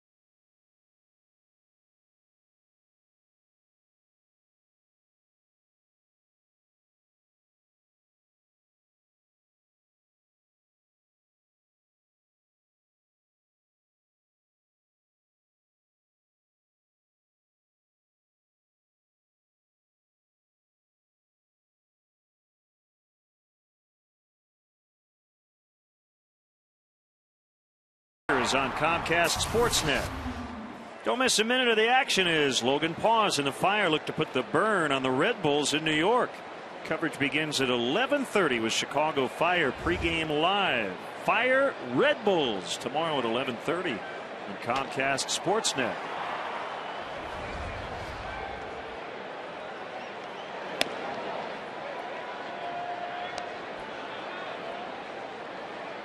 One and 0 on Jose Reyes, switch hitter now batting lefty against the right-hander Dolis. 10 Marlins came to the plate in the 5th. Fly ball, left field, Soriano the catch. One away. Jim Belushi will handle the stretch coming up a little bit later.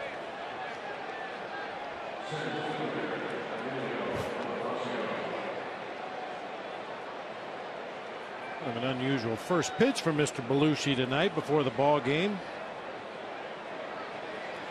Yeah, we've got pitch tracks on him. We'll let him look at his velocity and location. Did a nice job of holding runners, though. He threw a pickoff attempt to second base before delivering the first pitch.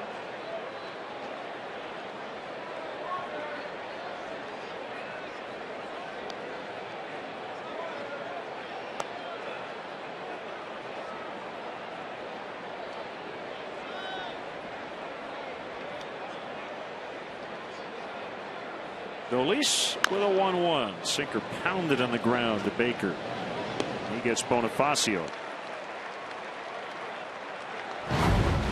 Take a look at our Coors Light freeze cam. With the bases loaded, El Caballo does what he had done 16 times before in his career. Connected for a grand slam into the bleachers in left field. 355th career homer. 39th against the Cubs. 24th at Wrigley Field.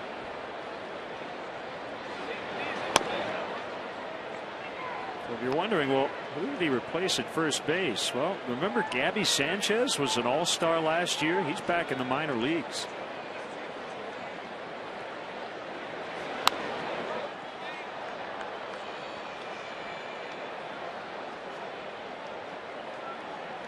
By the way, Carlos Lee, in terms of pitchers he's faced and homered off, he's hit 5 off 2 guys, the most he's hit off any opponent. Kyle Loesch and his new teammate, Carlos Zambrano.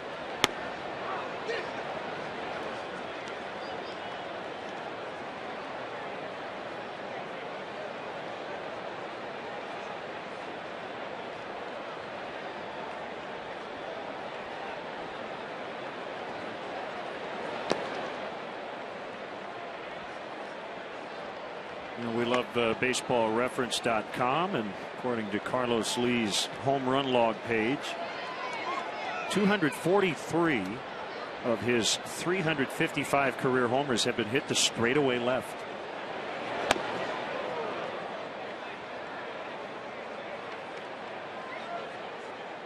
That doesn't really surprise me. I mean, we've watched Carlos Lee throughout his career. He's a dead pull hitter.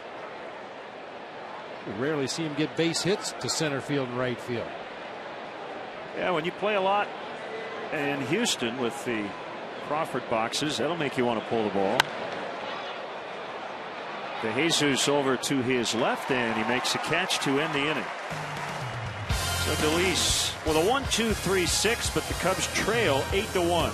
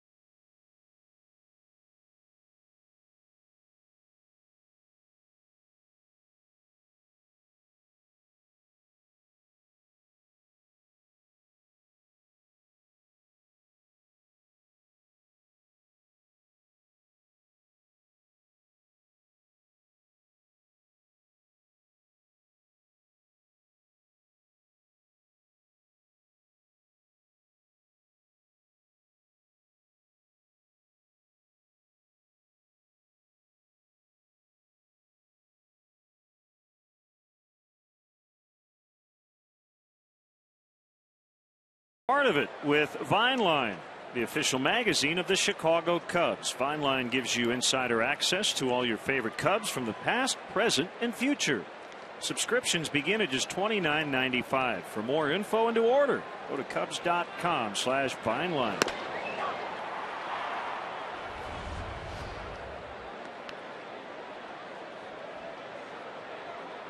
One strike on Soriano. Popped into right.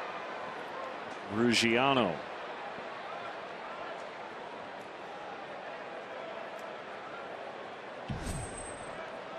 Iro Asensio up in the Cubs pen.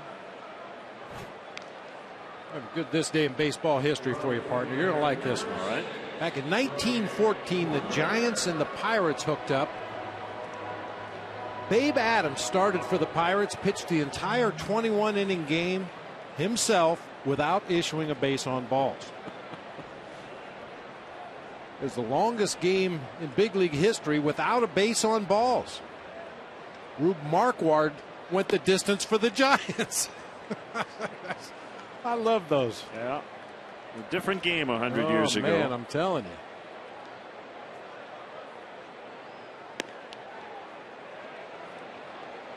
Good changeup. 1-1.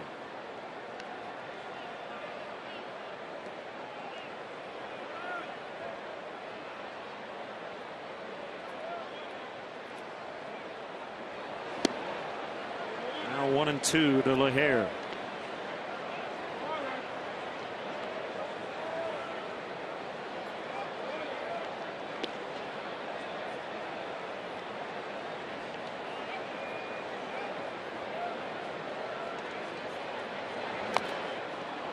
How did he get a piece of that one?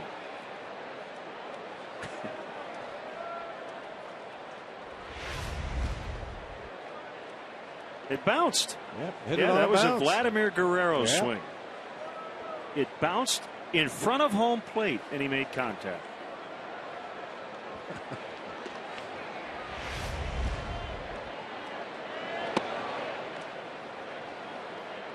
You see a swing like that, don't you have to throw the next pitch in the dirt again? See if he'll chase another one?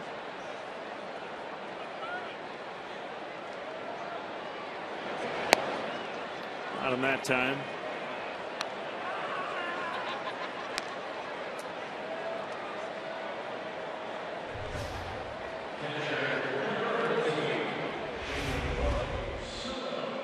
Boy, everything down below the bottom of the strike zone. I would assume that's by design. I mean, occasionally you'll see a pitch or two stray away from your target, but it looked like Sanchez was trying to throw everything down there. Soto finds a gap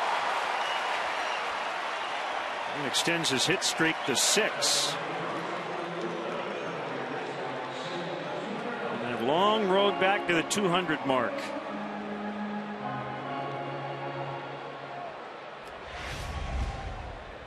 Nice swing that time by Gio. Stayed right on that pitch out over the plate. Didn't try to pull it. Just go with it. Drive it toward that gap in right center field.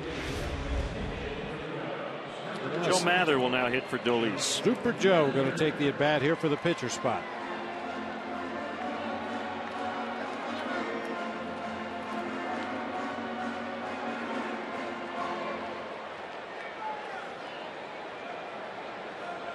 To tell you how tough a year it's been for Soto, and remember some DL time because of the knee surgery. Soto has spent 2 days with his average above 200. April 9th, he was at 222. The next day, 231. He dipped to 176 on April 11th and has been in the 100s since.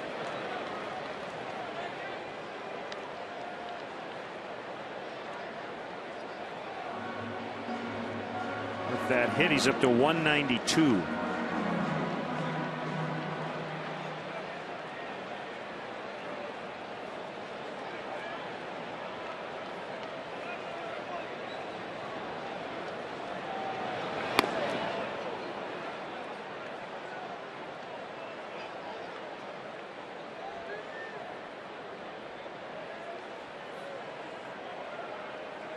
See, the wind has completely died down.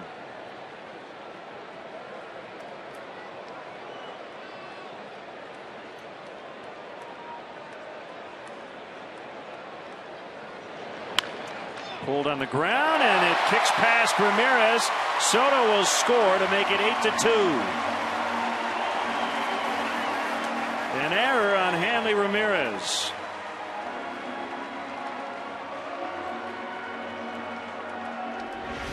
Ball was hit hard and caught Ramirez on an in-between hop. He tried to come in at the last instant and smother it, moving to his left, but it gets underneath the glove on into left field as Soto comes around from second to score easily. Something I'm sure Hanley realized very early on in spring training. That ball gets on you in a big-time hurry at third versus short.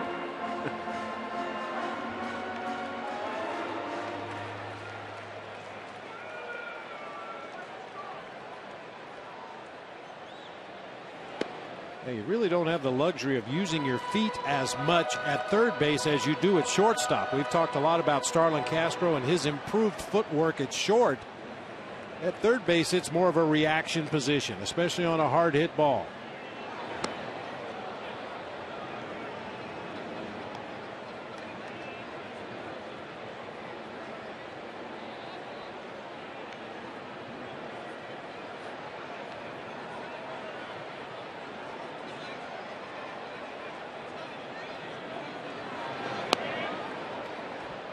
May have noticed on Hanley Ramirez's right hand, he's got a bandage on his knuckle. The day before the All-Star break, he cut that hand punching a dugout fan after making it out. Took a couple of stitches.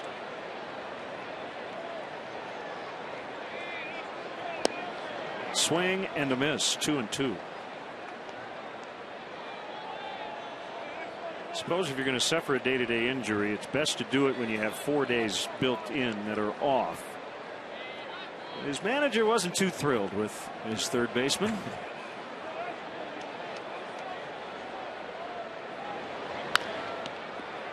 That's a base hit.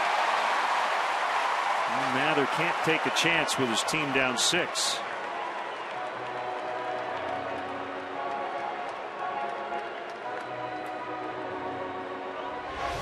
Might have been able to advance to third base, but Joe kind of got his steps crossed up out there at second base and had to jump for the bag as he got close.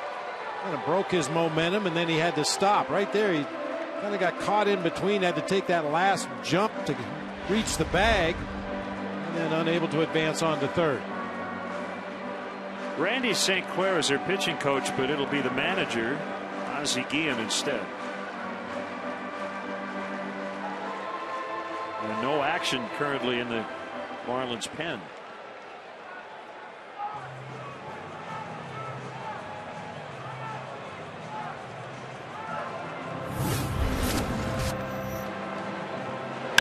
Jeff Baker came into the ball game as part of a double switch and promptly clubbed a home run into the bleachers in left field to put the Cubs on the board for the first time in the game.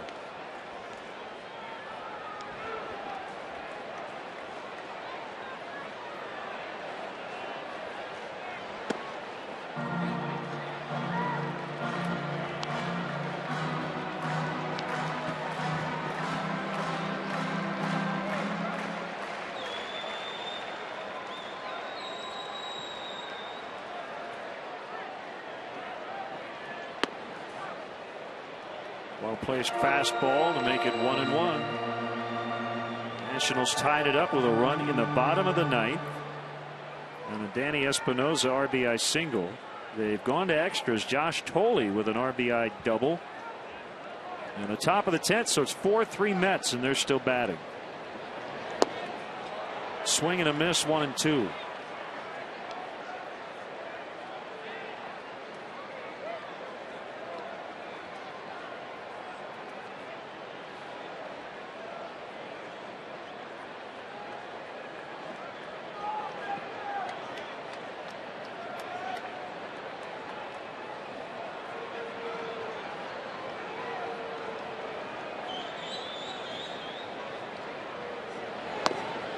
Inside, 2-2.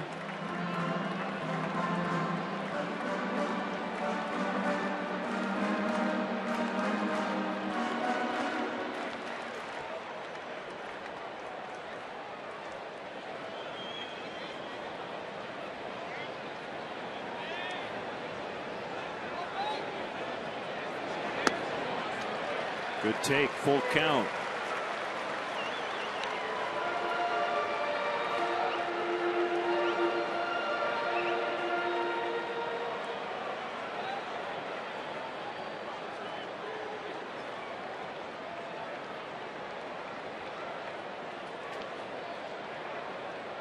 Runners go, and just off the outside corner to load him up.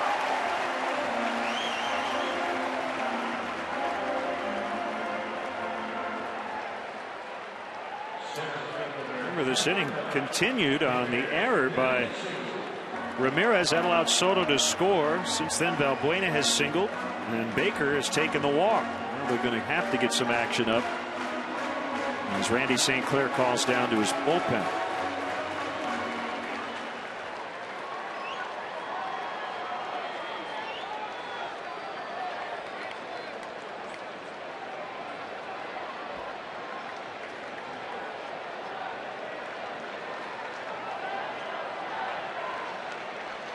Kick, the pitch to DeJesus, and he pops it up on the first one. Looks like Buck's going to have room. Cubs will have to settle for an unearned run. They leave them loaded. Off to the seventh, 8-2 Marlins.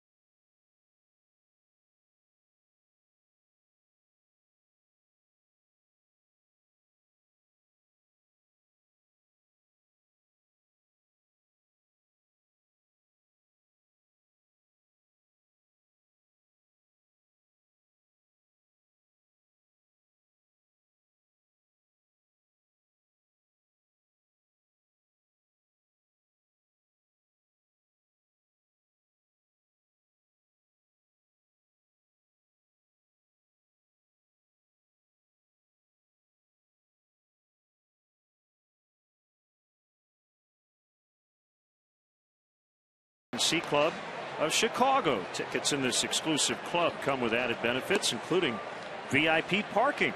Your guests will enjoy an all-inclusive top-shelf bar and gourmet food in a climate-controlled suite with celebrities and former Cub players.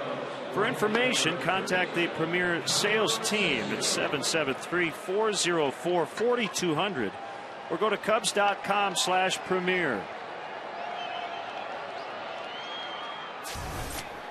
Another Cub reliever who needs the work, Jairo Asensio. This will be his first action in 2 weeks.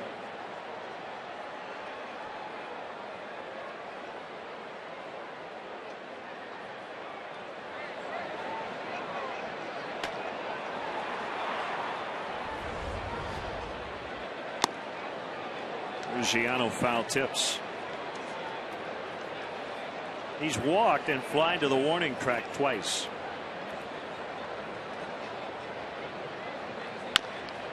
On the ground up the middle, Castro will cut it off. Goes off the back foot, gets him.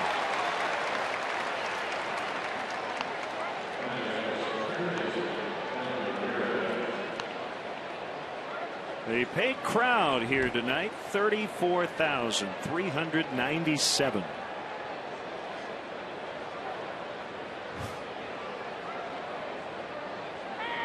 Two more to go on the homestand tomorrow night and Thursday afternoon. Josh Johnson and Jeff Samardzija tomorrow night. We'll have game 3. Mark Burley and Paul Maholm. A couple of left-handers who don't throw hard, but if they hit their spots, they can be very, very good.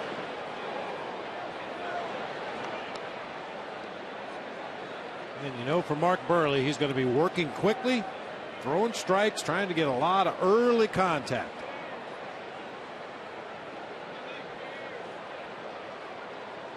He always pitches like he's double parked somewhere. And that ball goes. Wow. Hanley Ramirez hit a line drive that never got about more than 12 feet off the ground. That got out in a hurry. I tell you, Len, I'm surprised that did. I was watching David DeJesus as he reacted to that ball and took a few steps over toward the gap in right center and then just gave up on it. That ball really got out of here in a hurry. Backspin. When you see a line drive carry that far, you can be pretty sure the hitter got down and through the baseball, had a lot of backspin, allowing it to carry as far as it did. Two-seam fastball inside part of the plate, right off the sweet spot. Third homer for the Marlins tonight. 9-2, and Kearns looks at a ball.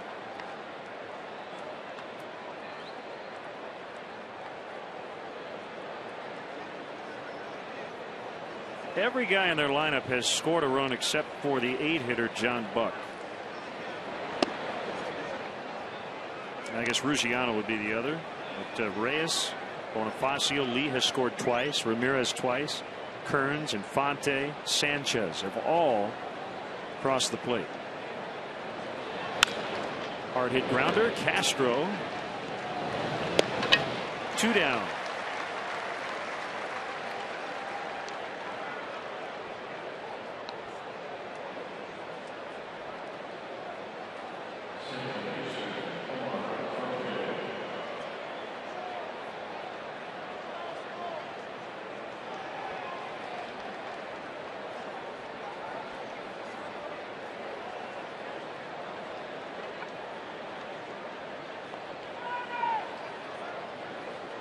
Marlins came in 10th in the NL with 81 home runs, but again they've connected 3 times tonight.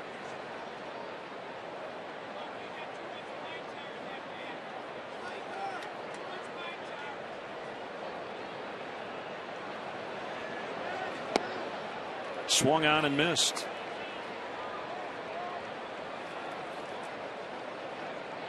Twelfth appearance for Asensio since he was claimed off waivers from the Cleveland Indians on June 1st.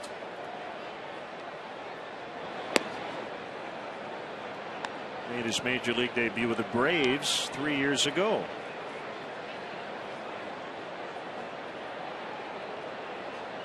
He too a sinker ball pitcher, much like Rafael Dolis, just doesn't throw it quite as hard as Dolis throws his sinker. Off the end of the bat, and it'll be caught by Jeff Baker. Time for the Captain Morgan 7th inning stretch with Jim Belushi. Guest conductor for Take Me Out to the Ball Game, Jim Belushi. All right, Cub fans, let me hear ya! A 1, a 2, a 3. Take me out to the ball game. Take me out to the crowd. Buy me some peanuts and Cracker Jacks. I don't care if they ever come back. And root for the Cubbies. If they don't win, it's a shame. For it's 1, 2, 3 strikes, you're out at the old ball game. Let's score some runs and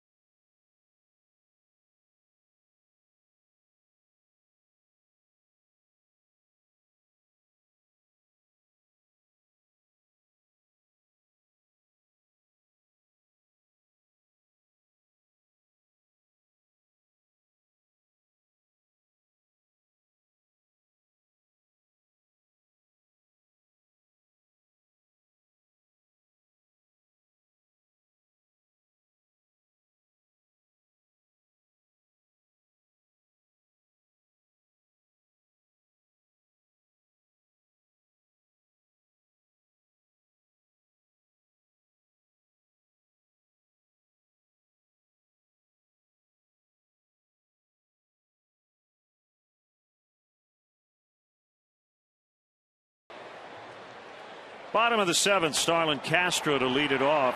Sanchez still in the game, check swing, but he went too far. Jim Belushi, our good friend, Chicago native, huge Cub fan, always has his green Cubs cap on. Well, yeah. Nice to see you, Jim. Nice to see you. Thank you for How are having you? me. I'm doing great, man. I'm living the life. We enjoyed your first pitch tonight. You know, it was 43 miles an hour. It was a change-up, but I think we did pretty good. I mean, considering there was no batter, I think I did pretty good. Right. A little pick off on second base. Most guests come out here to throw out the first pitch, Jim. They need one Cubs player, somebody to catch the pitch, but you require a whole team behind you. I want a second baseman. Next time, by the way, I want a batter. I don't know why there's not a batter. Our Xfinity high-speed action. Here it comes. Look at that. Whoa, knock that sweat off. Oh, pick it off. Nice turn, though, huh? Mm-hmm. It's a little dance move. Left-handed throwing shortstop, James Russell. You know, I got to call you on this. You call it a changeup, but Bob says in order for a pitch to be a changeup, it has to be changing up from something else. It changed so you from didn't my throw hand. your fastball first. So you're telling me that you have a faster pitch than that one, right? I didn't want to, scare people. I don't need another job. I don't want to get hired here. I got to look a little vulnerable, right? You don't want to show anybody up. I don't want to show anybody up. I'm a good cat, you know. Here's Anthony Rizzo. You've been watching his at-bats. He's been very impressive here. Yes, yeah. Really happy about bringing him. 22 years old. Man. So you performed at Ravinia last week, correct? Oh, yes. Danny Aykroyd and I did Blues Brothers at Ravinia. There was like 9,000 people, and it scared the hell out of me. It's a great venue. Oh, what a beautiful venue. I think it was because it was a hometown crowd and so many people. I actually got nervous for the first time. That's good, though, right? You still got it when you're nervous. Yeah, you're not nervous anymore. You got to worry. Well, I was nervous about throwing that opening pitch, that's for sure. That scares the hell out of me. And last year, I just made it to the plate. And I was bummed for months. Not too bummed. I mean, I still went out a little bit. Base hit, Rizzo to left. Come on, Rizzo. So he's 2 for 4. So how's Dan doing?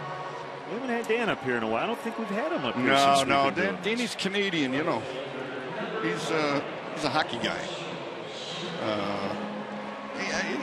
He doesn't come out that much to the sporting events.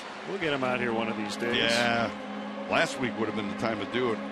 Katie asked me to ask him, and he goes, "Oh, Jimmy, I won't be. I'll be driving in that day, right, and then I'm going to be leaving right after the show. Won't be able to do that." All right. I mean, they'd like to have you, Wrigley Field. Tell them thank you very much. This will be Ruggiano. Almost overran it as he makes a catch. Do you have an early memory, your earliest Wrigley Field memory? How young were you? Yes, I remember exactly. Okay. I was in Cub Scouts in Den 10, and we got free tickets to come to the game. And Jack Brickhouse said on TV, "It's a great day in Wrigley Field when Cub Scout Den 10 comes here to the friendly count." He made our den famous, and I've been a Cub fan ever since. Great marketing. Hey, there it is. Great Jack Brickhouse. Oh, yeah. I'd come into the booth once in a while, you know, it was at Second City. "Well, it's a great day in baseball when Jimmy Belushi comes in from Second City." How you doing, Jim? How are you doing? What do you got going on now, other than the Blues Brothers? Oh, well, I got a show tomorrow night at Rivers Casino. I was here last year, and that's when I sang the last time. And we opened up the casino. We did the ribbon cutting, and then this is their first anniversary, so they're giving all kinds of things away, and they brought me in for the anniversary. So I'll be playing tomorrow night at Rivers Casino, and then I'm meeting right now with some gentlemen opening a comedy club at 157 Ontario called the Comedy Bar. We're going to partner up in September, open it up. Oh, that's great. Oh, yeah, we'll have improv, we'll have stand-up comics. And I know you like, we're going to have some burlesque dancers there for you. You're in, right? We're in. But that's really exciting. You had us at burlesque. Yeah. Jim Belushi. Always great to see you back here. Wrigley Field. Thanks, Jim. Gentlemen. You're always such gentlemen. Thank you. Go Cubs. Yeah. Come on.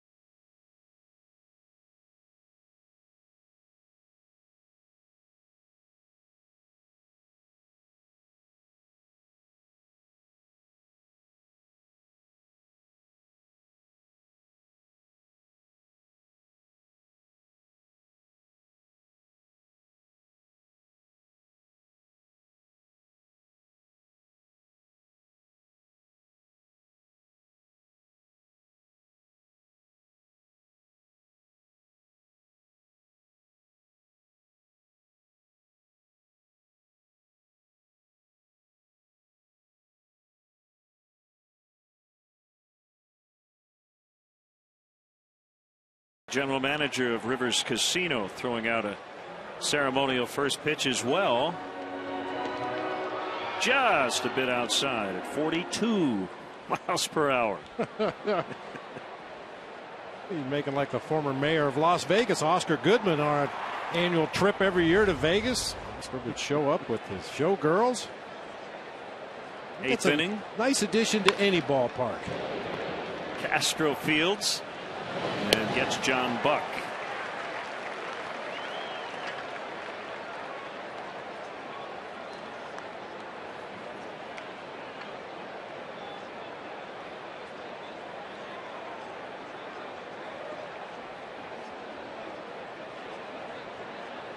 Donovan Solano will bat for Sanchez.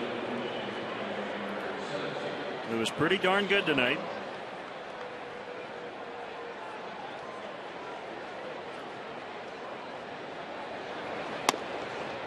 Sanchez 7 innings, did give up 9 hits, 2 runs, only 1 earned.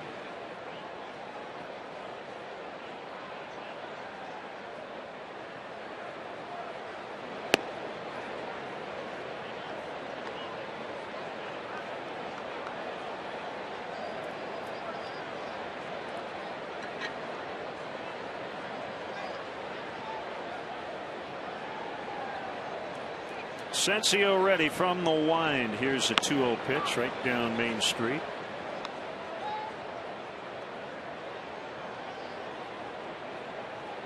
Solano from Colombia, originally signed by the Cardinals back in 05. 2-2.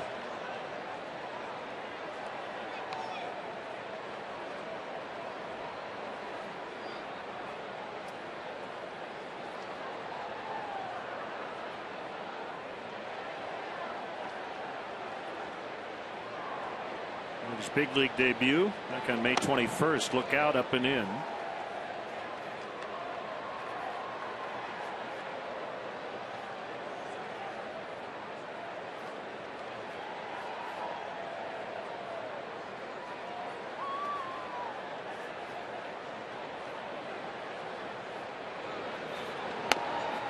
Another one got away from Asensio. Oh, 1-out walk.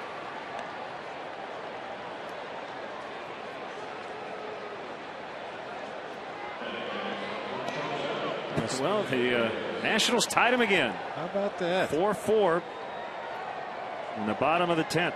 Wild game in D.C. Bryce Harper with a run scoring triple to tie it up. Where do you think he lost his helmet? Between home and first, or between first and second? He usually waits till he gets to first base to flip it off, but we'll have to check the replays later. Kind of feels like the Nationals year, doesn't it? Everything has come together.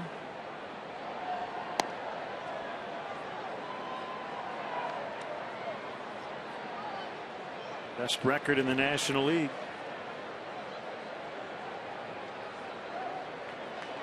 I still think the most interesting thing about the national season is going to be when Steven Strasburg gets to his pitch limit and they're still involved in a pennant race.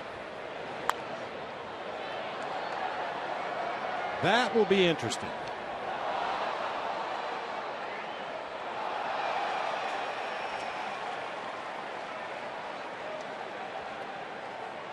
Of course, maybe Bryce Harper will then move to the mound.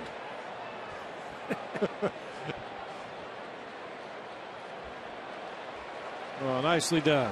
Young man caught that ball, trickled down from the upper deck, made a nice one-handed catch, and then gave it to a kid. 2-2 on Reyes, who swung so hard he went down to a knee.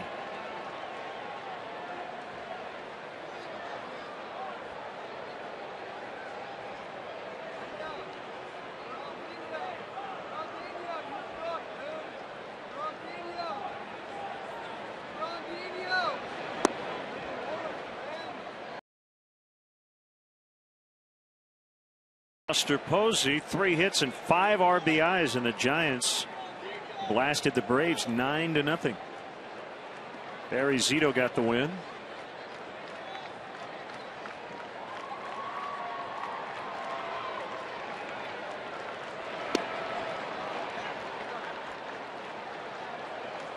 Back-to-back walks now.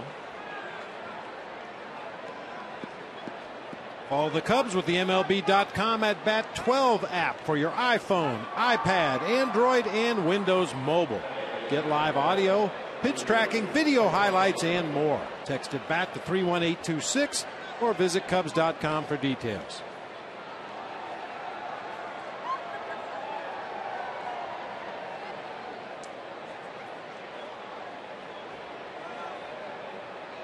Former Cub Carlos Pena with a home run as the Rays beat the Indians 4-2.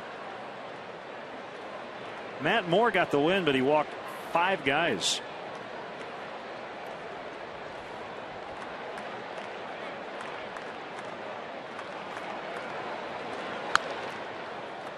Rolled foul. And an error on, who is that? Mike Dunn down there? Yep. Left-handed reliever. And he might not have made the play cleanly, but he deflected it away from the bullpen catcher, which is the most important thing. I think he's been demoted.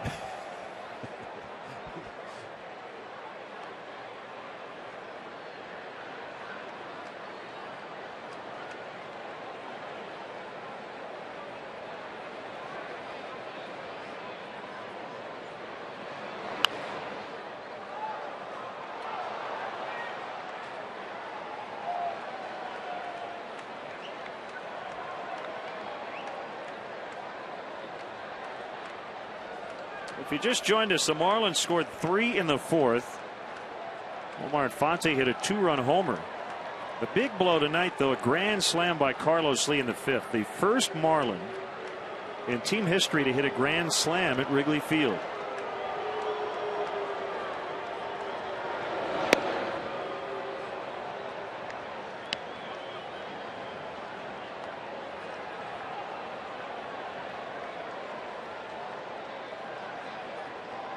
The White Sox held on and beat the Red Sox 7-5.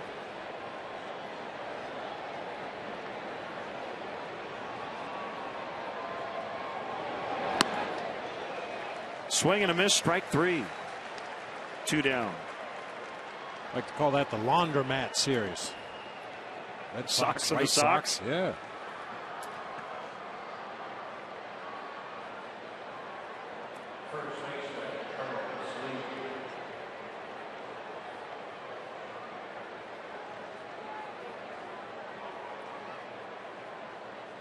It's a final. The Nationals win it 5-4 in 10.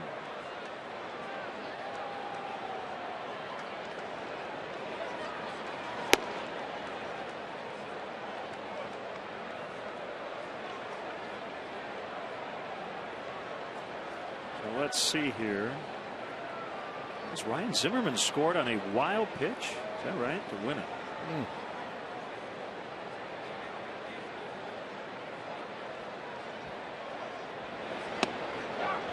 Caught the outside corner, 1-1.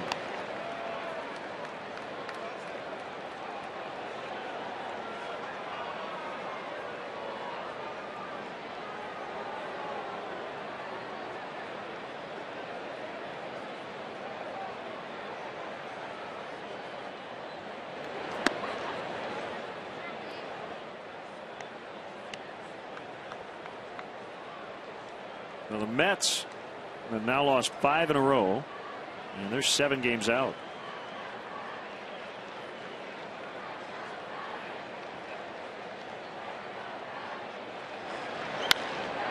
Fly to right.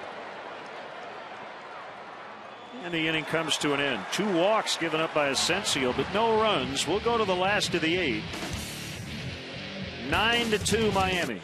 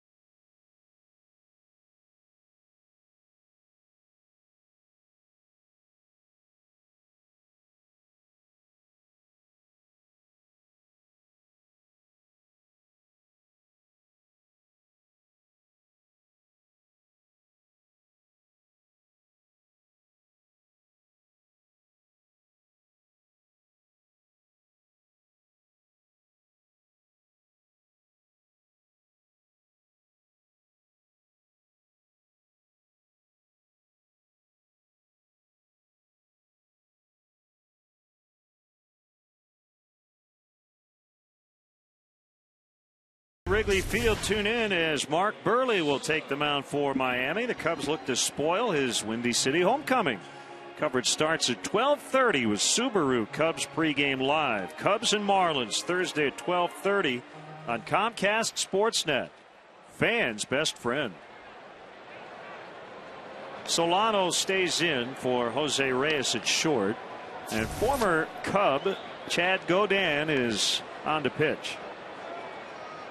4-2 in 24 relief appearances for the Cubs in 2008. Since then, he's been in San Diego, the Yankees, Oakland, the Yankees again, Washington, and now the Marlins. That's not to mention the stops in Tampa Bay, Toronto, and Oakland before he came to the Cubs.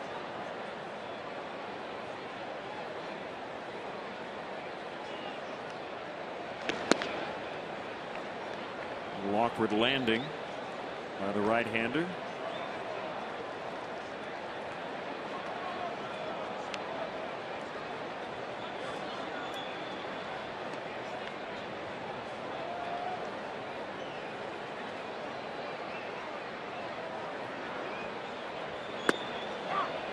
Slider for a strike.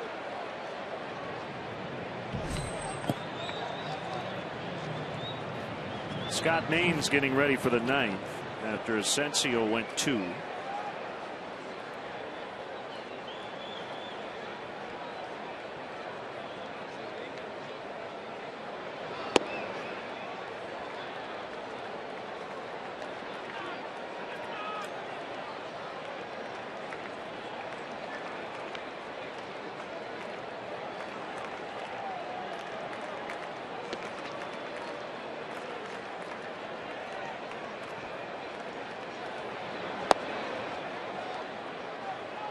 Soto able to hold up.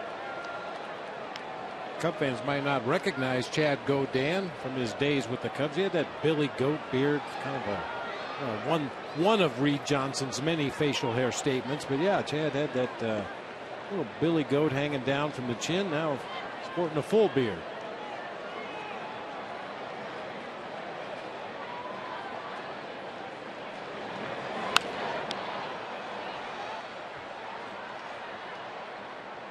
How about this one, Len? This day in baseball history, 1990, the Minnesota Twins became the first team in Major League history to turn 2 triple plays in one game, and they still lost to the Red Sox 1-0. Now I can speak to that because in the minor leagues with the Fresno Giants against the Lodi Dodgers, I was involved in 2 triple plays in one game also.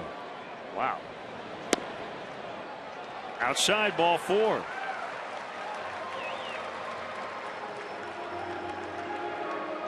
Two triple plays in one game. Yep.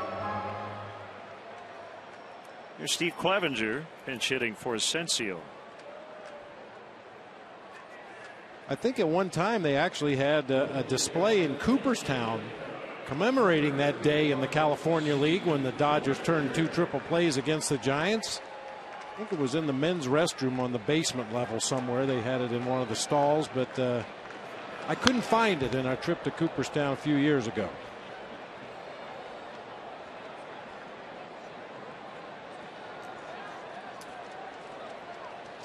In this role, Steve Clevenger's 4 for 8 here in 2012, 5 for 9 in his career. News out of Milwaukee before the game tonight against the Cardinals.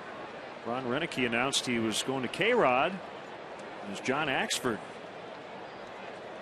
Continued to struggle as a closer, so now it's Francisco Rodriguez as the Brewers closer.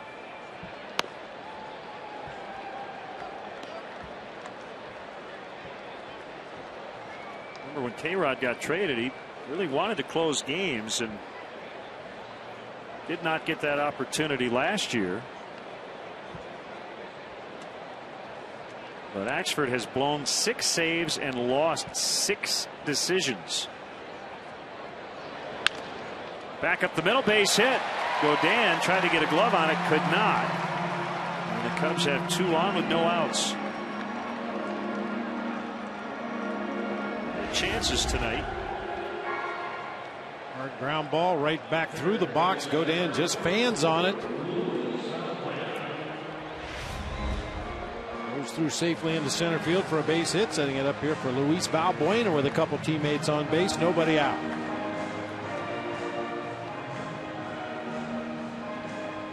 Boy, Axford was so good last year. It just really speaks to the mercurial nature of closers.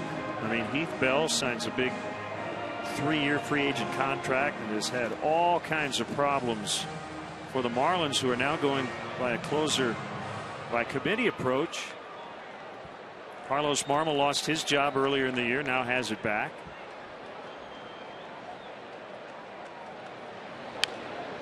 There are just so few automatic guys who never struggle for long stretches.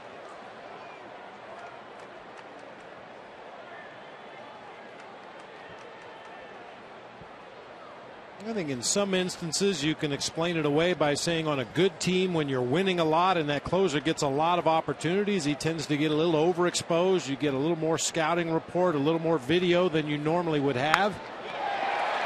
Out into the alley. Soto will score. Clevenger's going to score. And Valbuena has a double. 9-4. And nobody out here in the 8th.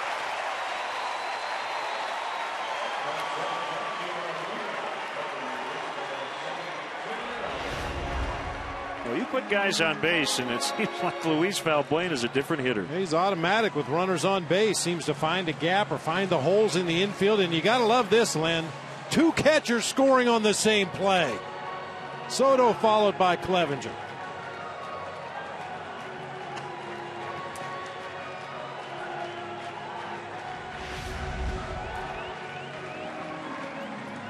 Andy St. Clair coming out.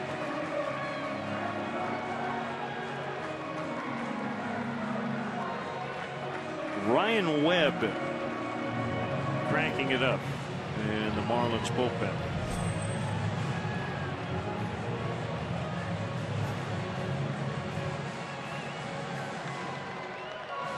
So Luis Valbuena, in his first 2 at-bats, he hit with nobody on. He made outs. The last 2 times he's come up with runners on. And he has 2 hits.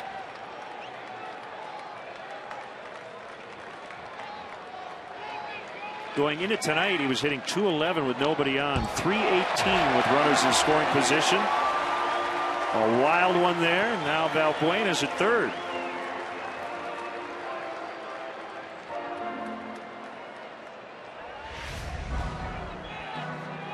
Godin really pulled that ball over into the left-handed batter's box. John Buck was expecting something inside to Jeff Baker and couldn't adjust quickly enough.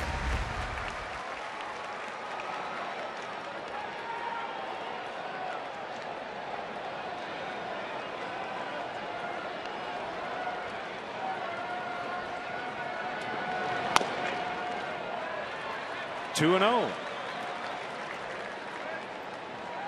Well, now you look back at that 6th inning. Cubs were able to load the bases with 2 outs. They've been able to add 1 or 2 more. This will be a different ballgame. As it is, they've played it 3 here in the 8th, 9-5. Still nobody out. Jeff Baker putting together a pretty good evening here, and he didn't enter the game until the 5th. He's homered, walked, and knocked in a run with a base hit. 2-0 slider spinning on the outer part of the plate. Nice piece of hitting by Jeff Baker to stay on it, drive it back up the middle of the field, keep the line moving. I don't think Godin's going to throw another pitch, unless they're trying to give the lefty time to get ready as DeJesus comes up. Well, the lefty in the Marlins bullpen is Randy Choate, a veteran, a guy that doesn't take very long to get loose. And keep in mind, he will get 8 warm-up pitches on the game mound. Yeah, he's cranking it up in earnest down there, and I think that's who we're going to see.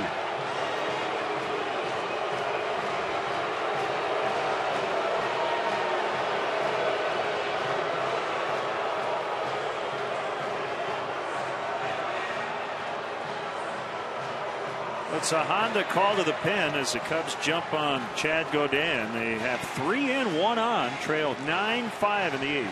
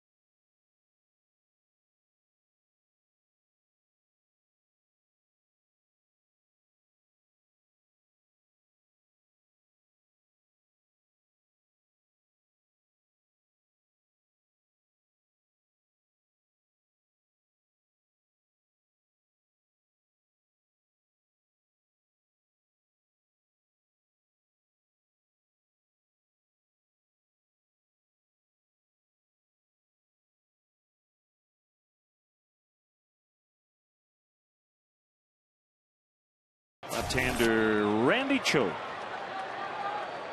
With Jeff Baker at first, 3 in, nobody out. Choate has held lefties to a 140 batting average. 2-pitch guy, fastball and a slider. His fastball will have some tailing action back into the left-handed hitters because of the sidearm delivery.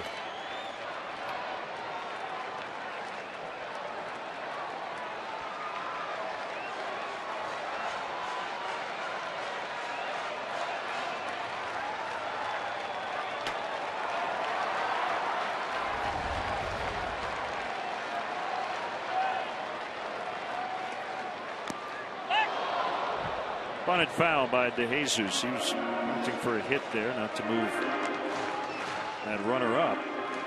You see that a lot with a left-handed hitter facing a left-handed specialist like Randy Choate with that drop-down sidearm delivery. DeJesus has struggled against left-handed pitching most of the year. Tried to take advantage of Choate falling off to that third base side of the mound. Take a bunt with him to the first base side and set it up for Castro, but pulled it foul.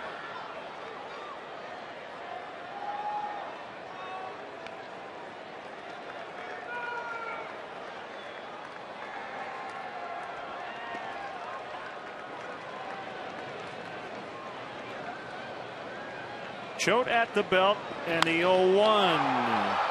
Jesus way out in front of a breaking ball. 0-2.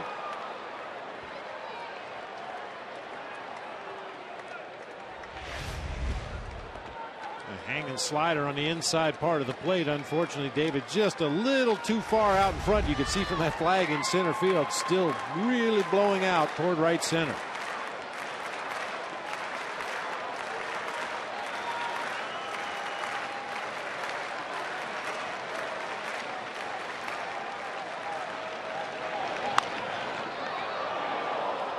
Most guys' curveballs are 75 miles an hour, but Choate's fastball is where a lot of guys' slider is. So the slider for him is about 75. The fastball, the mid to upper 80s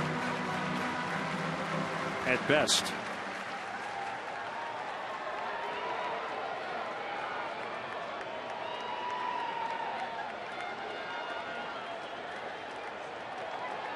As a sign from Buck.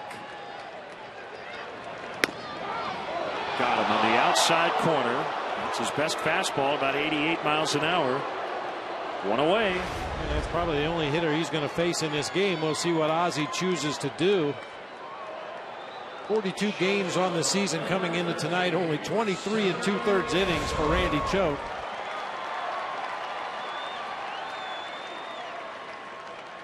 He's going to leave him in with Rizzo on deck.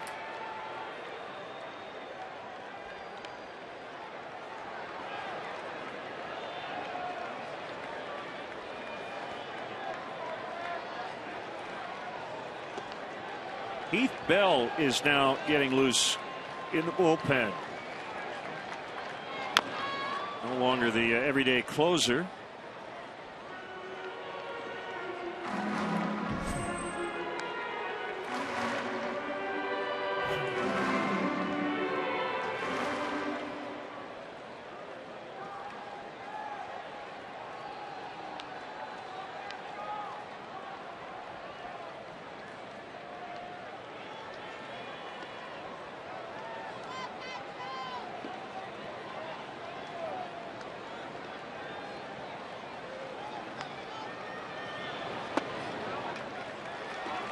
One and one.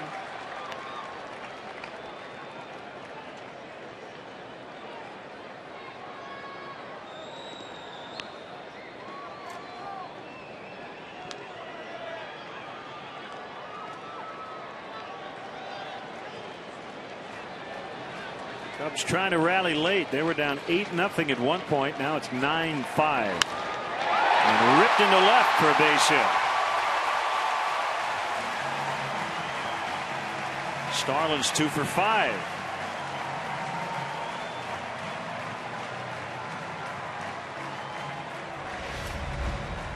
Good to see from Starlin Castro a couple of really good at bats in the ball game today, including this top spin line drive into left field.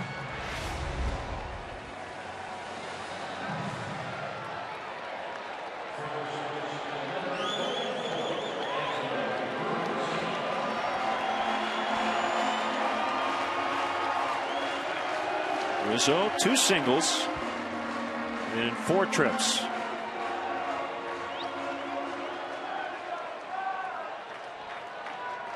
Manny Corpus has joined Scott Main in the Cubs bullpen.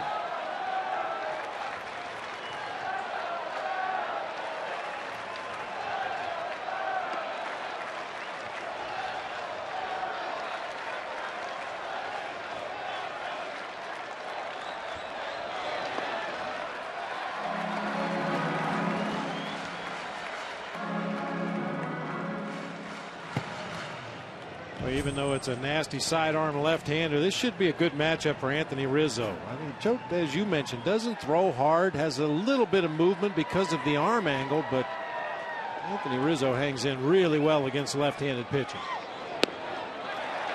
Missed again. 2-0. This will undoubtedly be the last batter for Choate because you've got Alfonso Soriano next.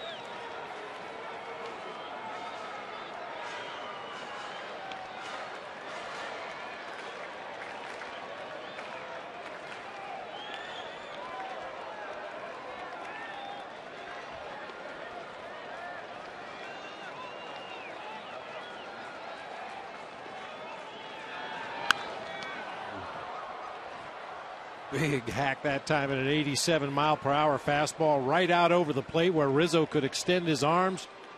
Just got underneath it a little bit. This is a home run swing. Usually very balanced in that left-handed batter's box. If you see him tumble out across home plate, that tells you he was trying to do some damage.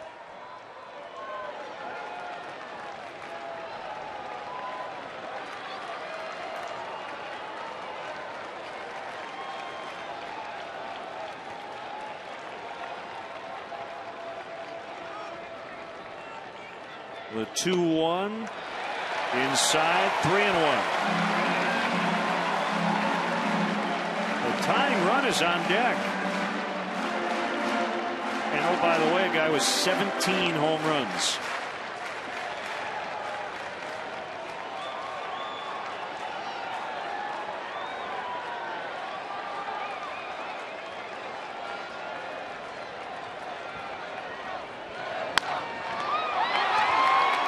Lee will get one at second. Relay throw. They turn it. It goes 3-6-1 and they get out of it. The Cubs get 3 runs and we go to the 9th, 9-5 Miami.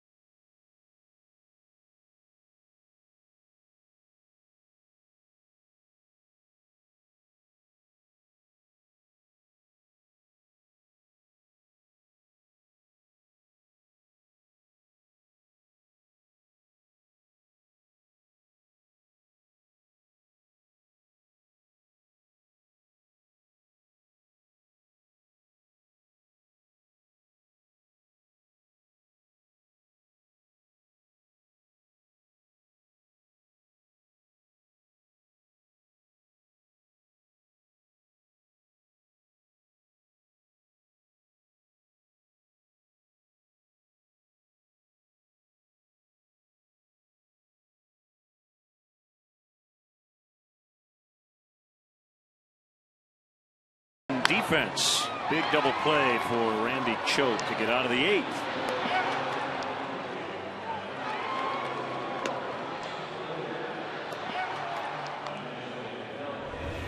Now the real key to any 3-6-1 is Steve Clevenger takes over at third base. And the new pitcher will be left-hander Scott Main. The key to any 3-6-1 double play is the pitcher's ability to get over there and cover the base. And that time Randy Choate got off the mound quickly, got over there, and was in a great position to take the relay throw. For Clevenger, this is his major league debut at third, so it's the third position he's played. Catcher, first base, and now third.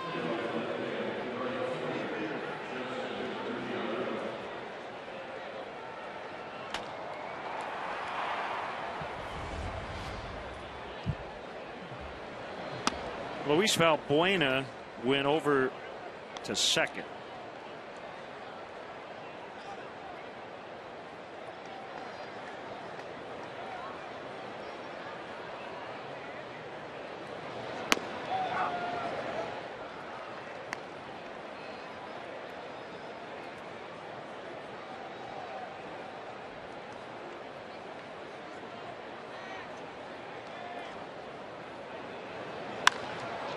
Deep left and caught. That ball had topspin on it, not backspin. Kept it in the yard.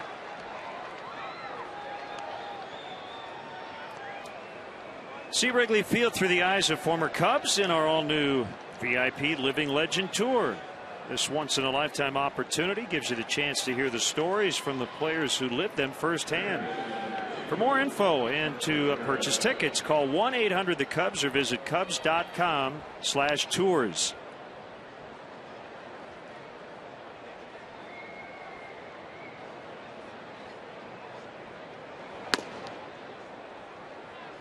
Pretty nice play by Soriano on that drive off the bat of Ruggiano. That was hit extremely hard, probably as hard as Hanley Ramirez home run back in the 7th inning, but Ruggiano had topspin on his. Hanley Ramirez had backspin on the home run. You know, Steve Clevenger at 30 actually has played more second in his pro career than third. Just a handful of games in the minors. But Dale feeling more comfortable putting him there, and Valbuena over at second.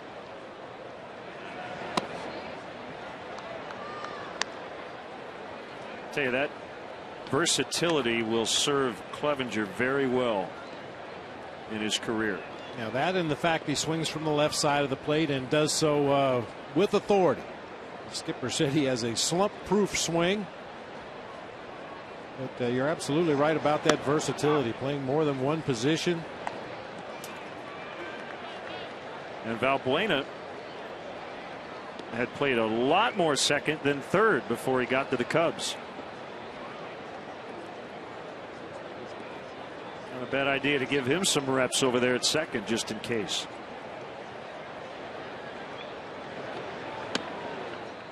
Full count on Hanley Ramirez.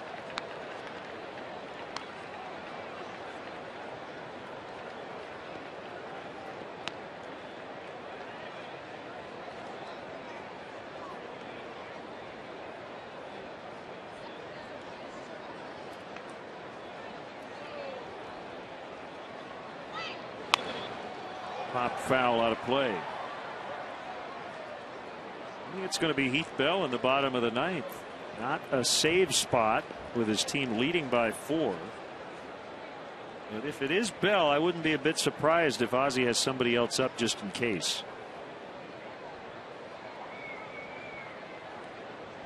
It's one of the hardest things for a manager when you've got a struggling, established closer. And he waited a long time to pull the plug. It happened right at the All-Star break as Ramirez draws the walk.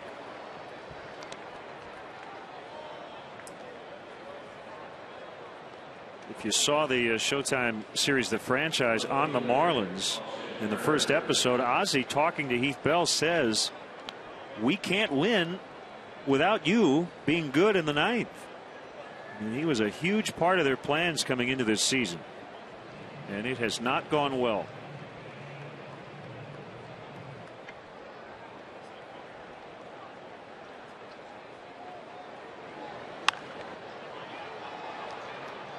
Kearns pops it up. Valbuena out in shallow right to make the catch.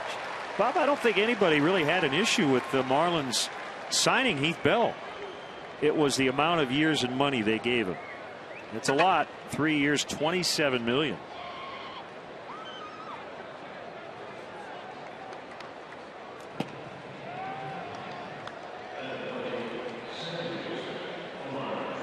You mentioned the Showtime show about the Marlins and that particular meeting between Ozzie and his now displaced closer. And I got to tell you, Heath Bell came off looking very needy, very desperate, wanting some kind of affirmation from his manager that he was still the guy. I mean, it's obviously a tough job being a closer in the major leagues. We talk about it all the time. It's kind of like a field goal kicker in football. You're only as good as your last attempt. And boy, Heath Bell has had some kind of rough year trying to close out ball games for the Marlins, and just appears to be searching for something to get him back to the form he had pitching for the San Diego Padres. And that's all part of it as a manager, too.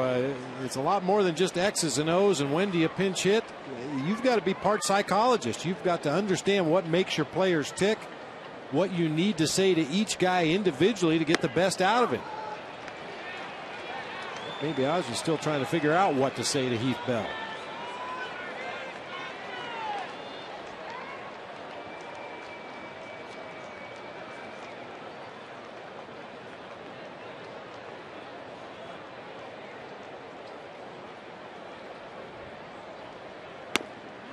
Outside 1-2.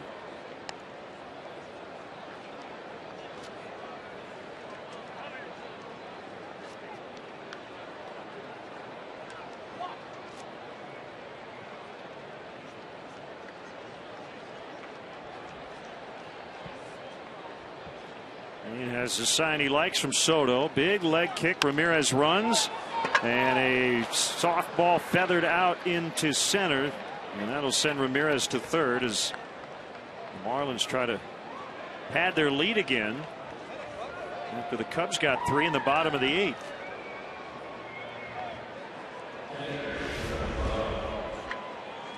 A couple of innings ago, that might have rustled some feathers in the third base dugout, but as you said, the Cubs coming back with 3 big runs in the bottom of the 8th inning to make it a ball game. So Marlins are going to continue to hit away and start runners when they think it's appropriate.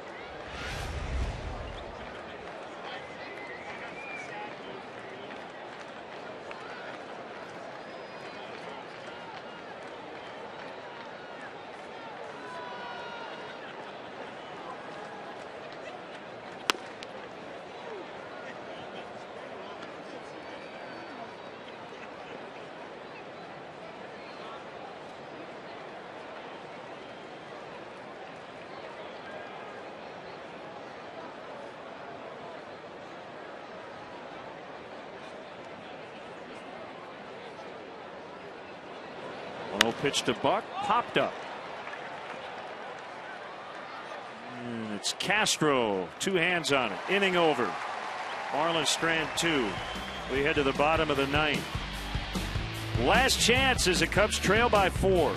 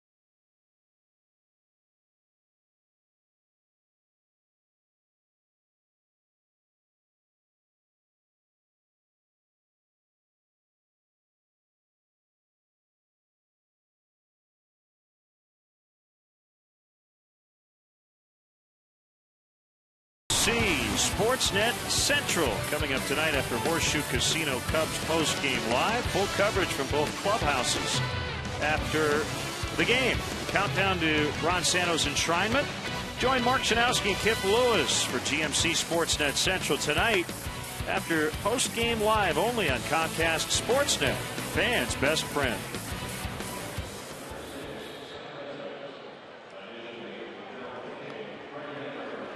We've got Scott Cousins now playing left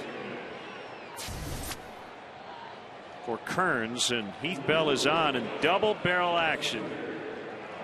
If he cares to look out into the Marlins bullpen.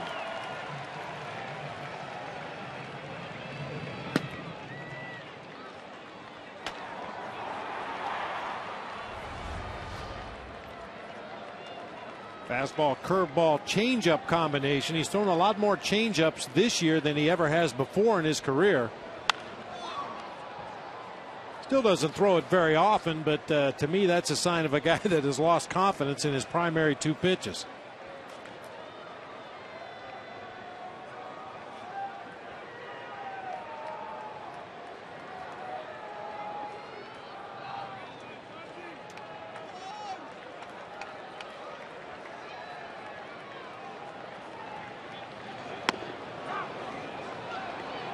Oh, 2. Yeah, he's a max effort guy, Heath Bell. 3-time All-Star, 2-time National League Rolaids Relief Man Award winner. 3 consecutive 40-save seasons going into this season. Line shot right at Ramirez. Caught that ball right on the palm. That probably stung. Boy, bad luck for Soriano. Hit that ball right on the button. A foot either direction, it probably gets through into left field for a base hit, but hits it right at Ramirez at third base.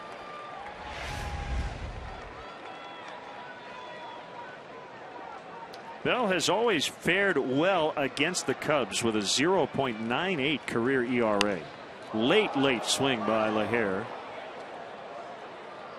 Among all active pitchers with at least 25 appearances against the Cubs, only Dan Wheeler has a better ERA, 0.60.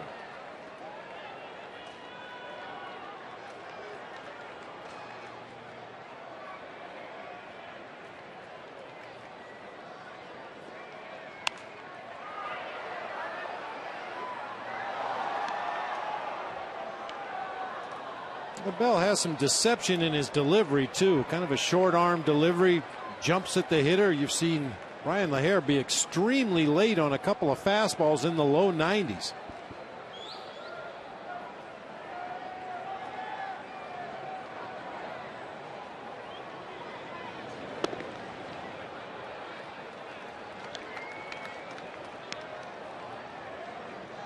Johnny Cueto got his 11th win. Reds shut out Arizona 4-0. Coming back from a finger blister. 3-run homer for Ryan Ludwig. So they win without Joey Votto. He had surgery today on his knee.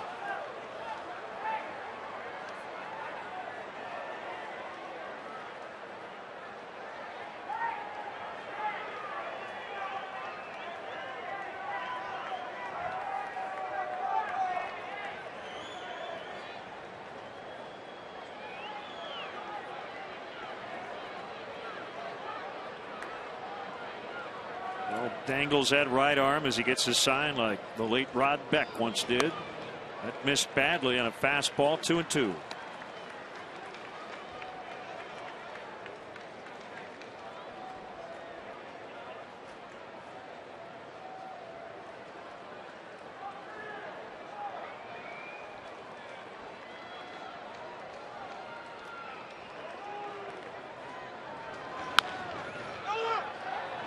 On one hop, Carlos Lee will take it to the bag. 2 outs.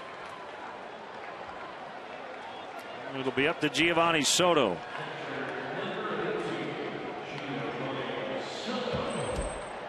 Angels got 5 home runs tonight, including Mike Trout's 430-foot blast.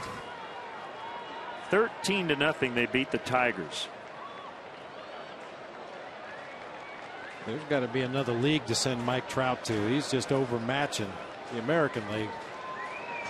Angels pitching staff with a major league best 14 shutouts.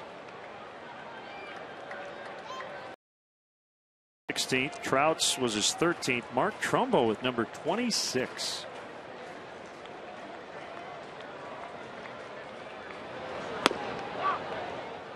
One and one. CC Sabathia took a shutout into the 7th in his return from the DL. The Yankees beat the Blue Jays 6-1.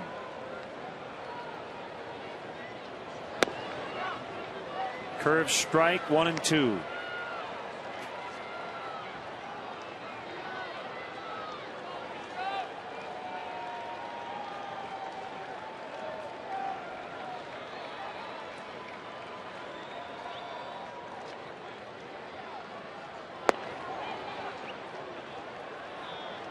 We mentioned K-Rod taking over as the Brewers closer. Well, he's in there tonight with a 3-2 lead over the Cardinals in the 9th, and the Cardinals are threatening.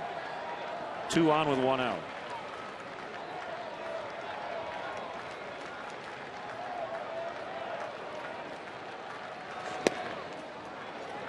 Full count with Clevenger on deck. 3-2 on Soto.